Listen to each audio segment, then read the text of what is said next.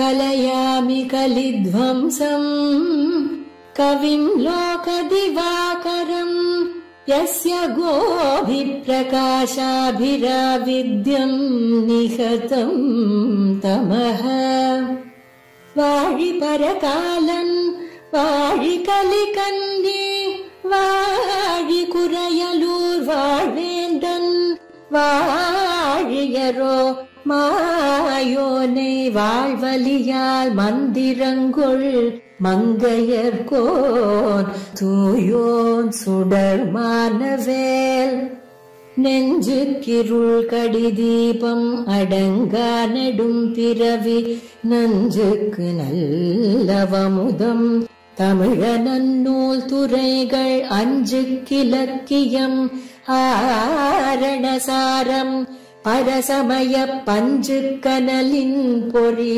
பரகாலன் பனுவல்களே எங்கள் கதியே இராமானுசமுனியே சங்கை கெடுத்தாண்ட தவராசா பொங்கு புகழ் மங்கையர் கோனீந்த மறையாயிரமனைத்தும் தங்கு மனம் நீ எனக்கு தா.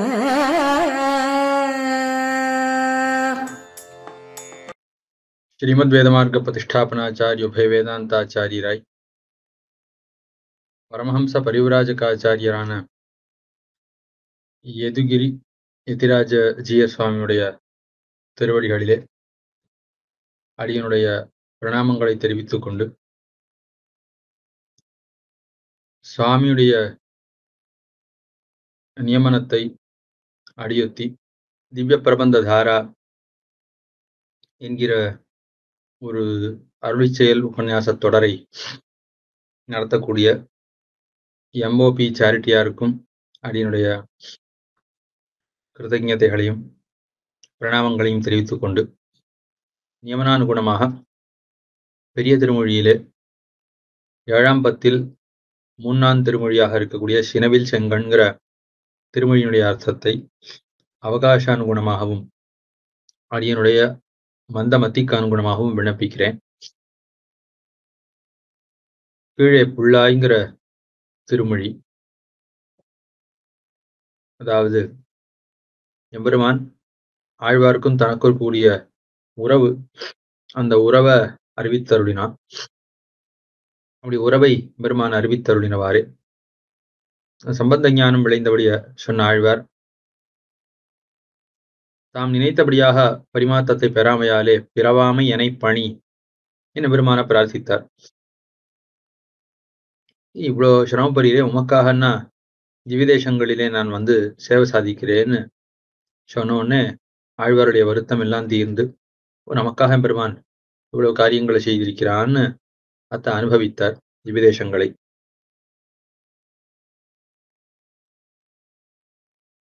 இதுவே பேரு அப்படின்னு அறுதியிட்டார். இனிமே இந்த பேத்த பெறுவதற்கும் தன காலம் இழந்திருந்ததுக்கும் ஏதாவது காரணம் உண்டா, இந்த பேத்ததுக்கு நம்ம ஏதாவது செய்தது உண்டான்னு ஆராய்ந்து பார்த்தா தன் தலையில ஒண்ணும் இல்லை. பகவத் அனுபவம் தான் பேரு. பகவத் அனுபவம் இல்லைன்னா இழவுன்னு இருந்தது. இத்தனை காலமா இத்த பெறலை, இப்போது பெற்றார். இப்போது இத்த பெறுவதற்கு காரணம் என்னன்னு ஆராய்ந்தா எதுவும் இல்லை, எம்பெருமான் தான் காரணம். எம்பெருமான் பண்ணின முயற்சி இன்றைக்கு பலித்ததுன்னு தான் சொல்ல வேணும், மத்தொன்னும் காரணம் இல்லை என்று இருந்தது. ஆகையாலே உழந்தோமி வைத்தமையால் நானே இதை பெற்றேன் ஏன்னு எம்பெருமானவன் இந்த சரீரத்தோட நான் இருக்கிற காலத்திலே உன்னை தன்னை கிட்டும்படியாக அனுகிரகித்தான்னு பெருமான் செய்த அருளை செய்தார். இதெல்லாம் கீழ் திருமொழியில நடந்த விஷயம். அந்த பேத்தையே இப்போது சினவில் செங்கண்கிற திருமொழியாலே விரித்த அருளி செய்கிறார். முதற்பாட்டு சினவில் செங்கண் அரக்கர் உயிர் மாள செத்தவில்லியன்னு கத்தவர்தம் தம் மனமுட்கொண்டு என்னும் எப்போதும் நின்னேத்தும் மாமுனியை மரமேழெய்தமைந்தனை நனவில் சென்னு ஆர்க்கும் நன்னற்கரியானை நான் அடியேன் நரையோர் நின நம்பியை கனவில் கண்டேன் இன்னு கண்டவையால் என் கண்ணினைகள் களிப்பக் கழித்தேனே என்று. சினவில் என சினத்தை உடையன்னு அர்த்தம். அல்லது சினத்துக்கு இருப்பிடம்னு வைத்துக் கொண்டாவது. நிறைய சினத்தை உடையவர்கள், ரொம்ப கோபத்தை உடையவர்கள். சினவில் செங்கண் அரக்கர், காரணமே இல்லாமல் ஆரை கண்டாலும் கோபிக்கக்கூடிய சுபாவம் வாய்ந்தவர்கள் அசுரர்கள், அரக்கர்கள், ராட்சசர்கள். சினவில் செங்கண் அரக்கர் என சேத்தனர்களை குறித்து, எந்த சேத்தனா இருந்தாலும் சரி, யாரை கண்டாலும் பிடிக்காது. ஒரு காரணத்தாலே ஒருத்தனோட ஒரு பகை என்பதன்னு இயற்கையாகவே ஆரை கண்டாலும் பிடிக்காது இவர்களுக்கு. இயற்கையான துவேஷத்தை உடையவர்கள். அந்த துவேஷம் எப்படி தெரியறதுன்னா, அவ கண்ணை பார்த்தாலே தெரியுது. கண்ணு எப்போதும் கோபத்தாலே துவேஷத்தாலே சிவந்தே இருக்கிறது. அப்படிப்பட்ட ராட்சசர்களுடைய உயிர் மாளும்படியாக, அவருடைய பிராணன் போகும்படியாக அப்படிப்பட்ட வில்ல திடமாக பிடித்தான். செத்த வில்லி, அவர்களை அழித்த வில்ல உடையவன். ஒரு பிரஜையானது தவறு இழைத்தால் மாதாவானவள் அதை பிடித்து அடித்து தண்டிக்குமா போலே, சிக்ஷிக்குமா போலே, தன்னுடைய பிரஜைகள் தான் அசுரர்களா இருந்தாலும் சரி, ராட்சசர்களா இருந்தாலும் சரி, யாரா இருந்தாலும் இந்த ராட்சசர்கள் தவறு இழைத்தவாறே எம்பெருமானவன் மாதா குழந்தையை தண்டிக்குமா போலே தண்டிக்கிறான். தேவானாம் தானவானாஞ்ச சாமானியம் அதிதெய்வத்தம் என்று தான் எல்லாருக்கும் பொதுவாக இருந்தாலும் அதை பொருட்படுத்தாமல் இவள் தன்னுடைய குழந்தைகள், நம்முடைய சேஷபூதர்கள், நம்முடைய சொத்துங்கிறத பொருட்படுத்தாமல் எம்பெருமானவன் இவர்களை தண்டித்தான். ஏன், இவர்கள் இருந்த இந்த குழந்தையை பார்த்தா மற்ற குழந்தைகளுக்கெல்லாம் நலிவு உண்டாகும். ஆக இவர்கள் வெறுமனே இருக்க மாட்டார்கள். உலகத்தில் இருக்கக்கூடிய எல்லாரையும் நலிவர்கள், எல்லாரையும் ஹிம்சிப்பர்கள் என்கையாலே உலகத்தாரை ரட்சிப்பதற்காக இவர்களை அழிக்க வேணும்னு திருவுள்ளம்பத்தி பெருமானவன் இவர்களை அழித்தான். கத்தவர் தம் மனமுட்கொண்டு, கத்தவர்னா அறிவுடையவர்களாக யோகிகள். இந்த யோகிகளானவர்கள் தம்முடைய ஹிருதயத்துக்குள்ளே, மனசுக்குள்ளே வைத்துக் கொண்டிருக்கிறார்கள். எம்பெருமானை வைத்துக் கொண்டு எப்போதும் ஏத்துகிறார்கள். எனும் எப்போதும் இந்த எம்பெருமான ஏத்துகிறார்கள். நின்று ஏத்தும்படியான மாமுனியாக இருக்கான். மாமுனினா நினைக்கக்கூடியவன், முனினா மனனம் செய்யக்கூடியவன் அர்த்தம். மாமுனினா பெரிய மனனத்தை உடையவன். என்ன மனனத்தை உடையவன்? ஏன்னா இவாளுக்கு என்ன செய்ய போறோம், இவாளுக்கு என்ன செய்ய போறோம், இவர்களுக்கு என் செய்வன் என்னே இருத்தினி, அடியவர்களுக்கு என்ன செய்ய போறோம்னு இருக்கக்கூடியவன் எம்பெருமான். எவ்வளவு அடியவர்களுக்கு தான் உபகாரம் செய்தாலும், எவ்வளவு காரியங்களை செய்தாலும் எம்பெருமானுக்கு திருப்தி பிறக்காது. இன்னும் என் செய்ய போகிறோம் என்ன எம்பெருமானுடைய திருவுள்ளத்திலே தோத்தி கொண்டிருக்கும். ஆக அப்படிப்பட்ட ஒரு தன்மை வாய்ந்தவனாக எம்பெருமான் இருக்கிறபடியாலே, அந்த மகா குணத்தை உடையவனாக இருக்கிறபடியால நினைச்சுட்டே இருக்கான். எல்லாம் செய்தாலும் இவ அவ்வளவு பண்ணினா, இடத்துல அவ்வளவு பிரீத்தியை காட்டினா, இவ காட்டின பிரீத்திக்கு பிரத்தியாக நான் எதுவுமே செய்யலையே, இந்த பக்தனுக்கு நான் எதுவுமே பிரத்தியா செய்யலையே, ஒண்ணுமில்ல ஒரு சிறிய திருத்துழாய் தளம், அத உண்மையான பிரீத்தியோட எம்பெருமான் திருவடிகள்ல சமர்ப்பித்தால், அப்படி சமர்ப்பித்தவனுக்கு என்ன கொடுத்தாலும் எம்பெருமானுக்கு திருப்தி ஏற்படாது என்ன இதெல்லாம் ஸ்மிருதிகளிலே, சாத்விக ஸ்மிருதிகளிலே சொல்லப்படக்கூடிய அர்த்தம். ஆஹா, இப்படி உதாரமான ஒரு திருவுள்ளத்தை உடையவனாக இருக்கிறபடியாலே மாமுனியாக அடியவர்களுக்கு என்ன செய்ய போறேன்னு நினைத்து கொண்டே இருக்கான். ஆஹா, பண்ண பக்தி யோகத்தை அவ்வியம் செலவழியாததுன்னு அருளி செய்கிறான் கீதாச்சாரியன். சுசுகம் கர்த்தும் அவ்வியம் என்னான் கீதாச்சாரியன். பக்தி யோகம் செலவழியாதுன்னா கண்ணன். அது பக்தி யோகம் செலவழியாதுன்னு அர்த்தம். ஏன்னா பொதுவாக ஒரு உபாயம்ங்கிறது எப்படிப்பட்டதா இருக்கும், எந்த ஒரு உபாயமா இருந்தாலும் பலத்தை கொடுத்தவாறே அது அழியும். தான் ஒரு சொத்தை சேமித்து வைத்திருக்கிறான் என்னால் தான் எடுத்து அனுபவிக்க அந்த சொத்தானது அழியும். அந்த முதலானது அழியும். அனுபவம் அதிகமாக நாளுக்கு நாள் முதல் குறைந்து கொண்டே வரும். அந்த ரீதியில இவன் ஒரு பலத்தை அனுபவிக்க ஆரம்பித்தால், ஒரு புண்ணியத்தை செய்து சொர்க்கத்துக்கு ஒருத்தன் சென்றானே ஆனால், சொர்க்கத்துல ஒரு நாள் இவன் சுகத்தை அனுபவிக்க அந்த புண்ணியத்தினுடைய சக்தி குறைஞ்சிட்டே வரும். ஒரு நாள் அந்த புண்ணியம் முழுவதுமாக முடிந்துவிடும். ஆனால் பக்தி யோகத்தை செய்து முடித்தவனுக்கு எம்பெருமான் மோட்சத்தை கொடுத்தா, சரி இவன் பண்ண பக்தி யோகத்துக்கு நான் பலத்தை கொடுத்து முடித்து விட்டேன் அப்படின்னு தோத்துமான்னு தோத்தாது. அதாவது ஒரு காலத்துல பலன் நிற்க போதுங்கிறத கருதி அடிய விண்ணப்பிக்கலவ. இவனுக்கு மேலுள்ள காலம் எல்லாம் நித்தியமா இவன் மோட்சத்துல இருக்கணும் எம்பெருமான் சங்கல்பிச்சிட்டான். இதுதான் இந்த பக்தி யோகத்துக்கு பலம். தன்னுடைய திருமேனியே காட்டி கொடுத்தான். தன்னுடைய சொரூபத்தை உள்ளபடியாக காட்டி கொடுத்தான். தன்னுடைய குணங்களை எல்லாம் உள்ளபடியாக காட்டி கொடுத்தான் எம்பெருமான். சரி இவ்வளவு காட்டி கொடுத்தாச்சு, இனிமே நாம் இந்த பக்தனுக்கு செய்ய வேண்டியது ஒண்ணும் இல்ல அப்படின்னு எம்பெருமானுக்கு தோத்துமானா, இவ்வளவும் பண்ணதுக்கு அப்புறமும் இவனுக்கு ஒண்ணுமே பண்ணலையே. இவன் பக்தி யோகம் செய்தானே, அந்த பக்தி யோகம் இவன் மனசுலே நின்று இருக்கு, எம்பெருமானுடைய மனசுல நின்று கொண்டே இருக்கிறது. இவன் செய்த பக்தி யோகத்துக்கு பிரத்தியாக நான் ஒன்றும் செய்யவில்லையேன்னு பெருமான் திருவுள்ளத்திலே தோத்தி கொண்டே இருக்கிறது. ஆகையால அந்த பக்தி யோகம் அவ்யயம், செலவழியாமல் இருக்கிறது. அதாவது இவன் பண்ண பக்தி யோகத்துக்கு இன்னும் துளி கூட நான் பலத்தை கொடுக்கவே ஆரம்பிக்கவே இல்லைன்னு எம்பெருமான் திருவுள்ளத்துல தோத்தர்தான். இவனுக்கு ஒண்ணுமே நான் பண்ணலன்னு தோத்தர்தான். ஆகையால மாமுனி என்ன எல்லாம் செய்த பிறகும் ஒன்னும் செய்யவில்லை என்று திருவுள்ளம் பத்தக்கூடியவன் ஒரு பெரிய கடன் பட்டவன் ஒருத்தன். கடன் பட்டவன் ஒருத்தன் என்ன பண்ணுவான், ஐயோ இவ்வளவு கடன் பட்டுனேன், கடன் பட்டு அதுக்கு வட்டியும் அந்த முதலையும் திருப்பி கொடுக்கல, வட்டியும் கொடுக்கல, வட்டிக்கு வட்டி வளர்ந்து போய்கொண்டே இருக்கிறதேன்னு, நான் எப்போது இதெல்லாம் திருப்பி செலுத்த போகிறேன்னு அவன் கவலையோட இருக்குமா போல. தான் ஏதோ ஒருத்தனுக்கு திருப்பி கொடுக்க வேண்டிய ஒரு பொறுப்புல இருக்கக்கூடியவன் கவலையோட இருக்குமா போல. பக்தனுக்கு எல்லாம் செய்து முடித்த பிறகும் கூட நான் இன்னும் ஒன்றும் பண்ணல, எப்பதான் இவனுக்கு நான் திருப்பி கொடுக்க போறேன்னு தெரியல. இவன் செய்த பக்திக்கு பிரத்தியாக நான் எப்போது நான் பட்ட கடனை அடைக்கப் போகிறேன்னு பெருமானானவன் வருந்துகிறான். ரிணம் பிரவருத்தம் இவமே என்ன ஒரு திரௌபதியானவள் அவள் சபையில கோவிந்தா என்று கோவிந்த புண்டரீகாட்சன்னு அவள் அழைத்த போது அவளுக்கு ஏற்பட்ட ஆபத்தெல்லாம் கண்ணன் போக்கினான். அப்போதே அவளுடைய மானத்தை ரட்சித்து கொடுத்தான்.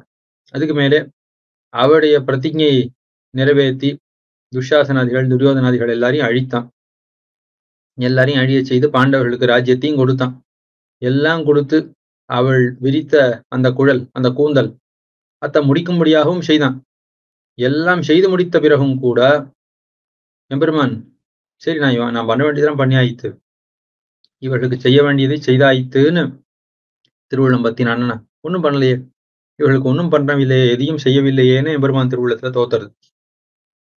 சுவாத்மதானத்தை செய்த பிறகும் கூட, தன்னையே கொடுத்த பிறகும் கூட இவளுக்கு நான் ஒன்றும் கொடுக்கலன்னு தோத்தருது எம்பெருமானுக்கு. எம்பெருமானார் அவ்யயம்ங்கிற இடத்துல கீதா பாஷ்யத்தில் அருளி செய்கிறார். ஆக அப்படி மாமுனியாக பெருமான் எழுந்தொழி இருக்கிறான். பெரிய சிந்தை, இவர்கள் செய்ததுக்கு பிரத்யுபகாரம் நான் என்றைக்கு செய்ய போகிறேன்னு திருவுள்ளம் பத்தக்கூடியவன் மரமேழ் எய்த மைந்தன். 7 மரங்களையும் எய்த மைந்தன். மைந்துனா மிடுக்கு, ரொம்ப பலசாலியானவன். மகாராஜருக்கு பெருமாளுடைய ஒரு பலத்திலே சந்தேகம் உண்டானவாறே மகாராஜருடைய சந்தேகத்தை போக்குவதற்காக இவர் வாலியை கொல்ல சக்தி உடையவர் தானா, பார்த்தா ரொம்ப சுகுமாரமான திருமேனி படைத்தவர் போல தோத்துறாரு இன்னும் அவருக்கு ஒரு சந்தேகம் எழுந்தவாறே அந்த சந்தேகத்தை போக்கி அவருக்கு ஒரு நிச்சயம் பிறப்பதற்காக பெருமாள் மராமரங்கள் 7 எய்தார். நனவில் சென்னு ஆர்க்கும் நன்னற்கரியானை. கீழே கனவுன்னு சொன்னார், மேல கனவுன்னு சொல்ல போறார். இங்க நனவுன்னு அருளி செய்கிறார். ஆக விழித்து கொண்டிருக்கக்கூடிய ஒரு தசை, அதுதான் நனவுன்னு சொல்லப்படுறது. அப்ப தெளிந்த தசை. இப்ப எவ்வளவு தெளிந்த அறிவு உடையவர்களாக இருந்தாலும் சரி, எத்தனையேனும் தெளிந்த ஞானம் உடையவர்களாக இருந்தாலும் சரி, அப்படி இருக்கக்கூடியவர்கள்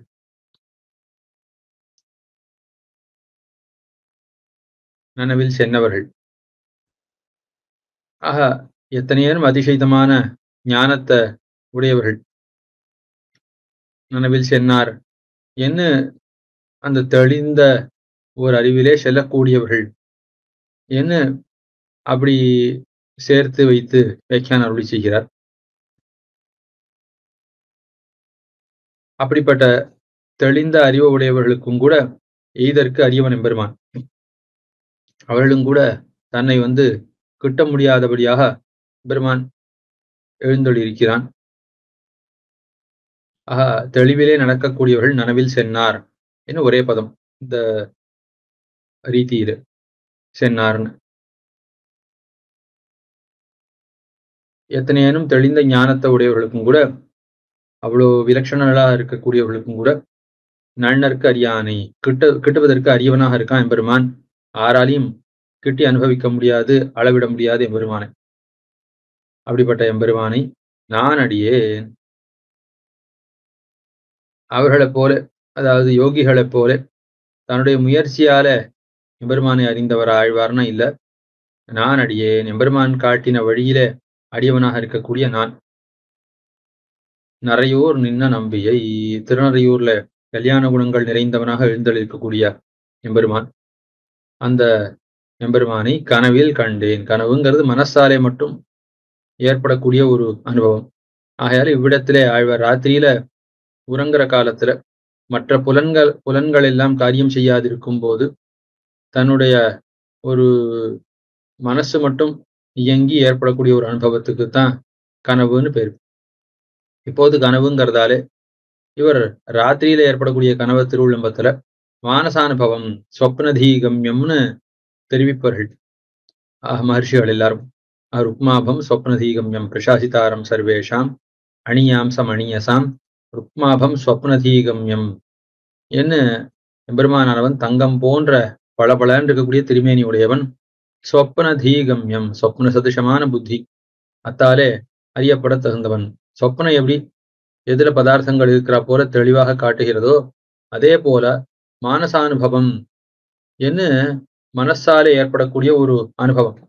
அந்த அனுபவத்தாலே எம்பெருமான் அறியப்பட தகுந்தவனாக இருக்கிறான் என்ன அருளி செய்கிறார். சொப்பனதீகம்யம் என்ன அதுதான் அருளி செய்கிறார். கனவில் கண்டேன் என்னும். அது திருநறையூர்ல கல்யாண குண பரிபூர்ணனாக இருக்கக்கூடிய எம்பெருமானை மனசு சககரிக்க நான் கண்டேன்.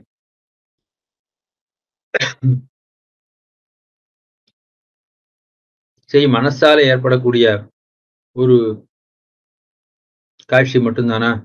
என கனவில் கண்டேன் இன்னும் கண்டமையால் என் கண்ணினைகள் கழிப்ப கழித்தேன். மனசு அதுக்கப்புறம் அதால கண்ணால காணக்கூடிய காட்சிங்கிறது மட்டும் இல்ல, நெஞ்சு மட்டுமே பூர்ணமா அனுபவிச்சது. அது மட்டும் இல்ல, அதே போல கண்களும் கழித்தது. நெஞ்சு மட்டும் தான் அனுபவித்தது, கண் அனுபவிக்கலங்கிறதுல கண்ணும் பூர்ணமாக அனுபவிக்க பெற்றது.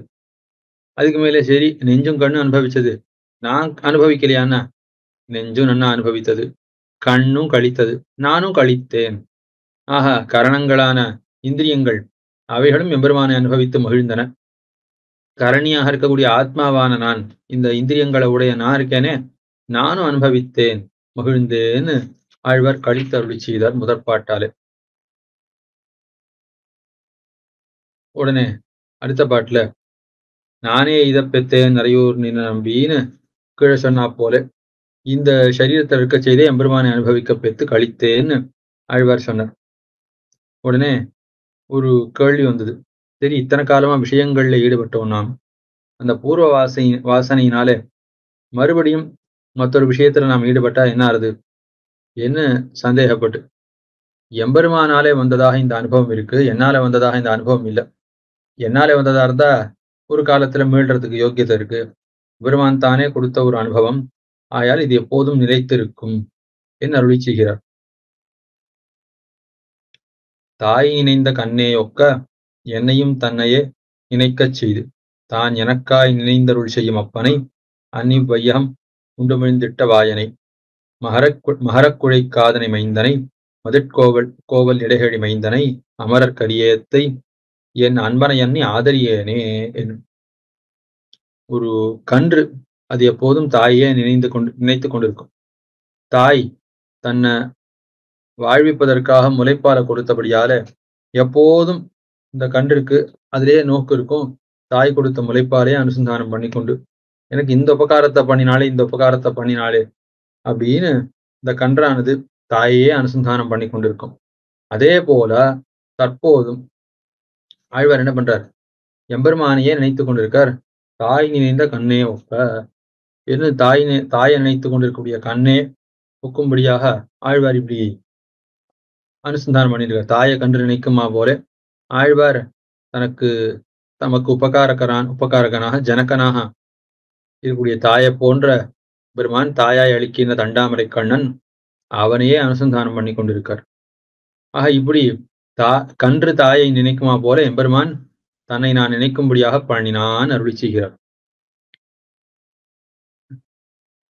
அப்ப முத நாள் தாயானது பசுவானது தான் பருகுவதற்கு பாலை கொடுத்ததுங்கிற உபகாரத்தாலே கன்று பிரியமாக அனுசந்தானம் பண்ணுமா போல எம்பெருமான் இவ்வளவு காலம் செய்த உபகாரங்களை நான் அனுசந்தித்து அந்த உபகார ஸ்மிருதியாலே எம்பெருமானை பிரியமாக அனுசந்திக்கும்படியாக எம்பெருமான் பண்ணினான் அருளி செய்கிறார். இம்மாதிரி சொல்றார், தான் எனக்காய் நினைந்து இவன் எல்லாம் பண்ணினாலும் இவன் தலையில ஏதோ ஒரு எதிர்பார்ப்பை வைத்தோம்னா பெருமான் நினைச்சுக்கிறான், இவன் நினைவனால ஒண்ணு நடக்கணும்னு வச்சா இவனுக்கு அசாமர்த்தியம் இருக்கு, ஏதாவது குறைவு உண்டாகும். ஆகையால இவனை நம்ம எதிர்பார்க்க வேண்டாம், நாம நினைச்சுட்டே இருக்கலாம். ஏன்னா அகம் ஸ்மராமின்னு சொன்னான். அதாவது சரீரமானது ஸ்வஸ்தமாக இருக்கும் பொழுது உடம்பில் இருக்கக்கூடிய தாத்துக்கள் எல்லாம் சீரான அளவிலே இருக்கும் பொழுது, ஒன்று மேலோங்கி ஒன்று கீழ் அமிழ்ந்து அமுங்கி இல்லாமல் எல்லாம் சீரான அளவிலே இருக்கும் காலத்தே அப்பொழுது இவன் எம்பெருமானை ஸ்மரித்தானே. ஆனால் ஒரு தடவை இவன் ஸ்மரிக்கணும். இவன் ஒரு தடவை ஸ்மரித்தா எம்பெருமான் அம் ஸ்மராமீன நினைத்து கொண்டே இருக்கிறேன். இவன் ஒரு தடவை நினைத்தவாறே இவன் அன்னைக்கு ஒரு நாள் நினைச்சாங்கிற அதுவே காரணமாக எம்பெருமானவன் எப்போதும் இவனை நினைத்து கொண்டே இருக்கிறானாம். எனக்காய் நினைந்து அருள் செய்யும் அப்பனை. ஆக நான் எம்பெருமானை எப்போதும் நினைக்க மாட்டேன், ஏதோ உபகார ஸ்மிருதினால ஒரு தடவை நினைப்பேன், அவ்வளவுதான். பெருமான் உபகாரம் பண்ணினான்னு ஒரு தடவை நினைப்பேன், அவ்வளவுதான். தொடர்ந்து நினைப்பேன்னா நினைக்க மாட்டேன், நாளைக்கே மறந்து போயிடுவேன். அயால் நான் மறந்தா பலன் கிடைக்காது, நான் நினைத்தால் பலன் கிடைக்கும்னு ஒரு ஸ்திதி இருந்தா நிச்சயமா பலன் கிடைக்க போறது இல்லை. அயால் எம்பெருமான் பார்த்தான், இந்த ஆழ்வாருக்கு எப்படியாவது பலன் கொடுக்கும்.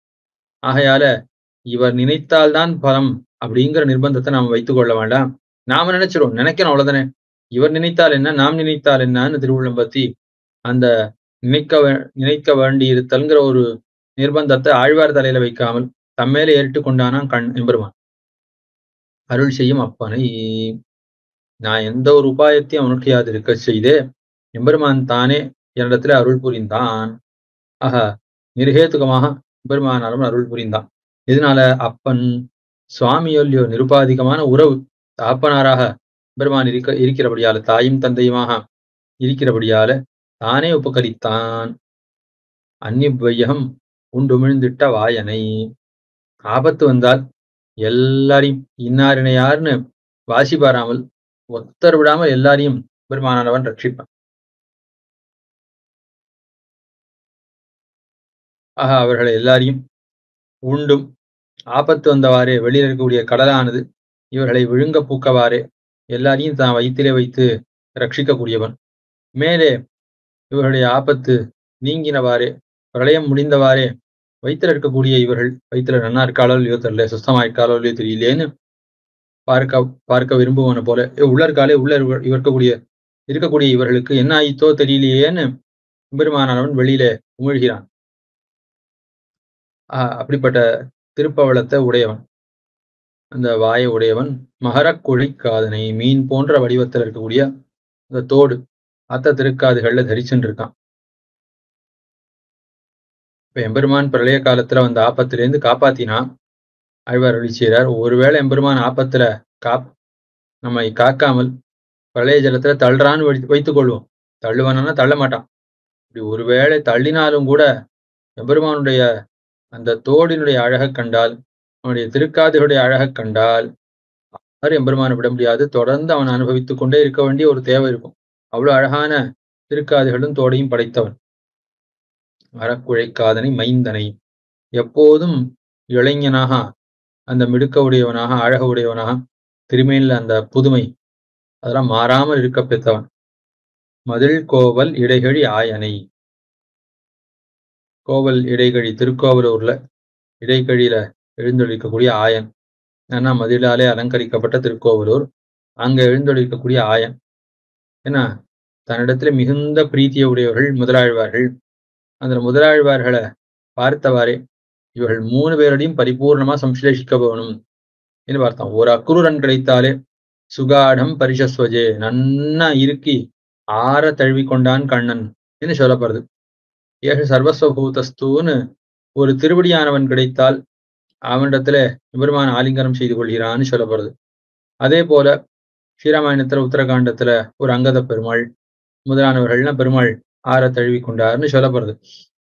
ஆக இப்படி ஓரோ அவதாரங்களிலே ஓரொரு அளவுல பிரீத்திய உடையவர்கள் அவர்களிடத்திலே இவ்வளோ பெருமான் ஆலிங்கனம் செய்து கொள்றத விரும்புகிறான் என்னால் ஆழ்வார்களிடத்துல பெருமானுக்கு எவ்வளவு பிரீத்தி. அதுவும் ஒரு ஆழ்வார் அல்லாமல் ஒரே சமயத்துல இல்லாமல் 3 ஆழ்வார்கள் மூவரோடையும் சேர்ந்து தழுவுவதற்கு மூவரையும் சேர்த்து தழுவுவதற்கு வாய்ப்பு கிடைத்தா விடுவனா? விடமாட்டான். ஆகையால முதல் கோவில் இடைகளிலே அப்படி மூவரையும் சேர்த்து தழுவி கொண்டான் அவ்வளவு ஆதரத்தோட. தன்னிடத்துல பிரீத்திய உடையவர்கள் அவர்களுடைய கோட்டியில புகுந்து தான் அவர்களை நெருக்கி அப்படி திடமாக சம்ஸ்லேஷிப்பன் தழுவுவன். அமரர்க்கு அரியத்தை. இது ஏதோ ஒரு காலத்துல இந்த ஆழ்வார்களோட எம்பெருமான் கலந்தான்ங்கிறதுல ஸ்ரீவைகுண்டத்துக்கு போனா இத்தான் பண்ணிட்டு இருப்பான். நித்தியசூரியர்கள் கோட்டியில அவ அவ்வளவு பேர் சதா பஷ்யந்தி சூரியகான்னு பரப்பல நித்தியசூரியர்கள் இருப்பார்கள். அந்த நித்தியசூரியர்கள் கோட்டியில புகுந்து நெருக்கிறது தான் எம்பெருமானுக்கு சுபாவம். அந்த கோஷ்டியில ஒரு சிம்மம் போல அல்லது ஒரு எருது அது மாடுகளுடைய சேருமா போல அப்படி பசுக்களுடைய சேருமா போல பெருமானவன் கலக்கிறானாம் நித்தியசூரியோடு. ஆக அவருடைய கோட்டியில புகுந்து நெருக்குவன் பெருமான். அமரர்கரியத்தை என் அன்பன். நித்தியசூரிய இடத்துல அந்த செருக்கு தோத்த மேனாணிப்பு தோத்த எழுந்தொழிக்கக்கூடிய எம்பெருமானவன் என்னிடத்திலே மிகுந்த அன்ப உடையவனாக இருக்கான். அவனை ஒழிய வேற ஆரிடத்திலையும் ஆதரத்தை நான் வைக்க மாட்டேன். அவன் என்னிடத்துல இவ்வளவு அன்பை பண்ணி நம்ம ஆதரிக்க செய்து நான் அவனை விட்டு வேற யாரையாவது ஆதரிப்பேனா? ஆரிடத்திலையும் நான் செல்ல மாட்டேன்னு அருளி செய்தார் 2ஆம் பாட்டாலே. மேலே 3ஆம் பாட்டு. எம்பெருமான் அனாதி காலமாக சிருஷ்டி அவதாரம் முதலானவைகள் எல்லாம் ஆத்மாக்கள் வாழ்வதற்காக விசேஷித்து திருமங்கை ஆழ்வாருக்காக இவைகள் எல்லாவற்றையும் செய்தான். தன்னை ஆழ்வார் எப்போது நினைப்பார் அப்படின்னு முயற்சி செய்து கொண்டே இருந்தான். அந்த பெருமான் இப்படி திருமங்கை ஆழ்வாரை வசீகரிப்பதற்காக அவரை தனக்காக ஆக்கிக் கொள்வதற்காக இவ்வளவு முயற்சிகளை செய்து கொண்டிருந்தாலும் நான் இத்தனை காலமா என்ன பண்ணிட்டு இருந்தேன்? மற்ற விஷயங்களோட போத போக்கி கொண்டிருந்தேன். அவனை ஆதரிக்காமல் மற்றவர்களை ஆதரித்திருந்தேன், மற்ற விஷயங்களை ஆதரித்திருந்தேன். ஆகையாலே யமபட்டர்கள் யமனுடைய அடியவர்கள் அவர்களிடத்திலே அகப்பட்டு இருந்தேன். அப்படி இருக்க செய்தே எம்பெருமான ஒழிய மற்றொருத்தரையும் ஆதரிக்க மாட்டேன்னு இன்னைக்கு ஒரு நிலை உண்டாச்சு. இது எதனால? ஏன்னா எம்பெருமான் தானே நிர்ஹேதுக்கமாக தன்னை நான் மறக்காதபடியாக வந்து என்னை விட்டு வேறெங்கும் செல்லாதபடியாக நிலைத்து நின்னான். இனிமே நிச்சயமா நம்ம இப்படிதான் இருக்க போறோம். எம்பெருமானைத்தான் நாம் நினைக்க போறோம் ஒழிய மற்றொருத்தரை நாம் நினைக்க மாட்டோம். நாமே மற்றொருத்தரை நினைக்க வேணும்னு நினைச்சாலும் எம்பெருமான் மற்றொருத்தரை நாம் நினைக்கும்படியாக விடமாட்டான். எம்பெருமானை மறப்பதற்கு எம்பெருமான் விடமாட்டான். நாம் மறந்தாலும் மறப்போம் அனாதி பாப்ப வாசனையினால. ஆனால் எம்பெருமான் மறக்க விடமாட்டான்னு அந்த எம்பெருமானுடைய அந்த ஆதரம், எம்பெருமானுக்கு தம்மிடத்தில் இருக்கக்கூடிய பக்ஷபாத்தம் அத்த அருளி செய்கிறார் திருமங்கை ஆழ்வார் இப்பாட்டாலே. வந்த நாள் வந்து என் நெஞ்சிடங்கொண்டான் மத்தோர் நெஞ்சறியான். என்ன வந்த நாள் வந்து எம்பெருமான் வந்து என் நெஞ்சிடங்கொண்டான்னு சொன்னாலே வரும். தானே வந்து என்னுடைய நெஞ்சில வீத்திருந்தான், நெஞ்சையே வாசஸ்தானமாக கொண்டு வந்தான்னு சொன்னாலே போதும். ஆனால் அத்தை விடுத்து ஆழ்வார் வந்த நாள் வந்து என்று சொல்றார். ஏன் வந்த நாள் வந்துன்னு சொன்னார்னா, வந்துன்னு சொன்னா இப்படி கூட யாரா நினைச்சுப்பா, நான் ஏதோ எம்பெருமானுக்காக எத்தையோ நான் பண்ணினேன், அந்த பிரத்யுபகாரம் செய்வதற்காக எம்பெருமான் வந்தான் அப்படின்னு கூட நினைக்க தோணும். ஆனா அப்படிப்பட்ட ஒரு கிரமம் ஏற்படாமல் இருப்பதற்காக வந்த நாள் வந்து, அவன் என்னைக்கு வந்தானோ அன்னைக்கு வந்தான், அவ்வளவுதான். அவன் ஏன் வந்தான் அப்படின்னா ஒண்ணும் இல்லை, அன்னைக்கு வரணும் அவனுக்கு தோணித்து வந்தான், அவ்வளவுதான். வந்த நாள் வந்து அவன் எழுந்தருளின நாள் நிருஹேதுகமாக எம்பெருமான் தானே ஒரு நாள் வந்து சேர்ந்தான். அவ்வளவுதானே ஒழிய அன்றைய தினம் எம்பெருமான் என்னிடத்திலே வந்து சேருவதற்கு நான் ஏதாவது சத்கர்மத்தை செய்தேனா, அல்லது ஏதாவது உபாயத்தை செய்தேனா, அல்லது எனக்கு ஏதாவது அதிகாரம் தான் இருந்தா எம்பெருமான் என்னிடத்துல பிரீத்தி செய்வதற்கு ஏற்ற தகுதியாவது என்னிடத்துல இருந்ததான ஒண்ணுமில்ல. அவனே வந்தான்னு சொல்ல வேணும். அவ்வளவுதான். வந்த நாள் வந்து முதல்லே எம்பெருமான் என்னை கைக்கொள்வதற்கு காரணமாக நான் ஏதாவது எம்பெருமானுக்கு சமர்ப்பித்தேனா, ஏதாவது உபகாரம் சமர்ப்பித்தேனா, அல்லது எம்பெருமானுக்கு ஏதாவது உபகாரம் பண்ணினேனா, அல்லது ஏதாவது ஆத்ம குணங்களை சம்பாதித்தேனா, ஏதாவது ஒரு அதிகாரம், ஒரு அத்வேஷம், ஆபிமுக்கியம் என்ன போலே சொல்லுகிறார்களே, அதுல ஏதாவது ஒண்ணு இருந்துதானா? ஒண்ணும் இல்ல. ஒண்ணும் இல்லாதிருக்க செய்தே எம்பெருமானவன் உபகாரம் பண்ணினான். ஆகையால இவன் நான் ஏதாவது ஒரு பண்ணி அதுக்கு எம்பெருமான் பிரத்யுபகாரம் செய்வதற்காக வந்தா, இத்தனாம் தேதி வந்தான். நான் எம்பெருமானுக்கு ஒண்ணு கொடுத்தேன். அதுக்கு பிரதி செய்வதற்காக இந்த நாளிலே வந்தான்னு சொல்லலாம். ஆகையாலே அப்படி சொல்வதற்கு ஒண்ணும் இல்ல. ஆனபடியால பார்த்தார் எம்பெருமான் முதல்ல விஷயீகரித்த நாள் இருக்கே, அதான் எம்பெருமான் வந்த நாள். அதுக்கு முன்னாடி ஒரு நாள் சொல்றதுக்கு ஒண்ணும் இல்ல. அந்த நாளை பத்தி மத்தொன்னு சொல்றதுக்கும் இல்ல. வந்த நாள்னு சொல்லலாம். பெருமான் வந்து உபகரித்த நாள்னு சொல்லாமே ஒழிய அதுக்கு மேல அத பத்தி என்ன வார்த்தை சொல்றதுனே தோத்தலையும் ஆழ்வாருக்கு. ஆகையாலே வந்த நாள்னு சொல்றார். வந்து ஊனதடியேன் மனம் புகுந்தாய் புகுந்ததர் பின்வணங்கும் எனக்கு கீழே அருளி செய்தார். எம்பெருமானவன் தானே வந்தான். ஒரு தீபத்திலே கோமேதக கற்கள் நிறைய இருக்கு. மற்றும் ஒரு தீபத்திலே மரகத கற்கள் நிறைய இருக்கு என்று வைத்துக் கொள்வோம். அந்த தீபத்தில் இருக்கக்கூடியவன் ஒரு தீபம்னா தீவு. அந்த 2வது தீவில் இருக்கக்கூடியவனுக்கு கோமேதகம் வேணும். முதல் தீவில் இருக்கக்கூடியவனுக்கு மரகதம் வேணும். அப்படின்னா 2 பேரும் முன்னாடியே பேசிக்கொண்டு நீ உன்னுடைய மரகதத்தை கொடு எனக்கு, நான் என்னுடைய கோமேதகத்தை உனக்கு கொடுக்குறேன் என்று பேசி வைத்துக் கொண்டு அதுக்கப்புறம் பெறுவதற்காக ஒருவருக்கொருவர் வர வேணும். அப்படி 2 பேரும் இது எனக்கு வேணும்னு சொல்லி கொண்டு வந்தார்களா? இல்ல, ஒத்தந்தான் வந்தான். அப்படி வர காலத்திலையும் அதாவது ஆழ்வாரும் திருமங்கை ஆழ்வாரும் எம்பெருமானும் ஒருத்தருக்கு நீ எனக்கு இதை கொடு, நான் உனக்கு இதை கொடுக்குறேன்னு பேசிக்கொண்டு வந்தார்களா? அப்படி ஒன்றும் பேசிக்கொள்ளல. ஆழ்வார் எம்பெருமானிடத்துல இது இருக்கிறது, இது நமக்கு வேணும், எம்பெருமானத்திலேருந்து நாம் உன்னை பெற வேணும்னு ஆழ்வார் நினைத்ததே இல்லை. ஏன்னா எம்பெருமான் ஒருத்தருக்கானே ஆழ்வாருக்கு தெரியாது கீழுள்ள காலத்திலே. ஆகையாலே அப்படி நான் எம்பெருமானை அறியாதிருந்த ஒரு காலத்திலே வந்தான். ஆக ஒருத்தரோட ஒருத்தர் பேசிக்கொண்டா போல இருக்கிற ஒரு நிலையும் இல்லை. இருவரும் என்ன பண்ணிக்கொள்ள வேணும்? 2 தீவுகள்ல 2 பேர் இருக்கிறார்கள். என்ன 2 பேருக்கும் பொதுவான ஒரு இடத்தை சொல்லி, நான் 2 பேருக்கும் நடுவில் இருக்கக்கூடிய இந்த தீவுக்கு வரேன், நீ இந்த தீவுக்கு வா. அவ்விடத்திலே நாம் இருவரும், நான் ஒரு கப்பல்ல இங்கேருந்து அங்க வரேன், நீ ஒரு கப்பல்ல அங்கே இங்கே வா. இருவரும் நம்மிடத்தில் இருக்கக்கூடிய பொருட்களை பகிர்ந்து கொள்வோம். நான் என்னிடத்துல பண்டங்களை மாற்றிக்கொள்வோம் அப்படின்னு சொல்ல வேணும். என்னுடைய கோமேதகத்தை உனக்கு கொடுக்குறேன், உன்னுடைய மரகதத்தை நான் வாங்கி கொள்கிறேன்னு சொல்ல வேணுமோ இல்லையோ? அப்படி இருவரும் பாதி தூரம் வந்து அப்படி தங்களுக்கு வேணுங்கிறத பெற்றுக்கொண்டு இன்னொருத்தனுக்கு வேணுங்கிறத கொடுத்தா காரியம் நடக்கும். ஆனால் அதை போல திருமங்கை ஆழ்வார் பாதி வழி வந்தார், எம்பெருமான் பாதி வழி வந்தான், இருவருமாக நடுவிலே சந்தித்து கொண்டார்கள்னு உண்டானா? அப்படி இல்ல, வந்து உனதடியேன், நான் வராதிருக்க செய்தேன். நான் இருந்த இடத்துல இருந்து ஓரடி இட்டு எம்பெருமானை நோக்கி வந்ததில்லை. ஆனா எம்பெருமான் எப்படிப்பட்டவன்? அபியாத்தா, எதிரிகள் இருக்கக்கூடிய இடத்துக்கு தான் வரக்கூடியவன். அதே போல சென்னு நாம் சேவித்தால் ஆவாவின்னு எம்பெருமான் அடியவர்கள் இருக்கக்கூடிய இடத்துக்கு தான் வருவனை ஒழிய தான் இருந்த இடத்துக்கு இன்னொருத்தர் வருவதை சகிக்க மாட்டான் எம்பெருமான்.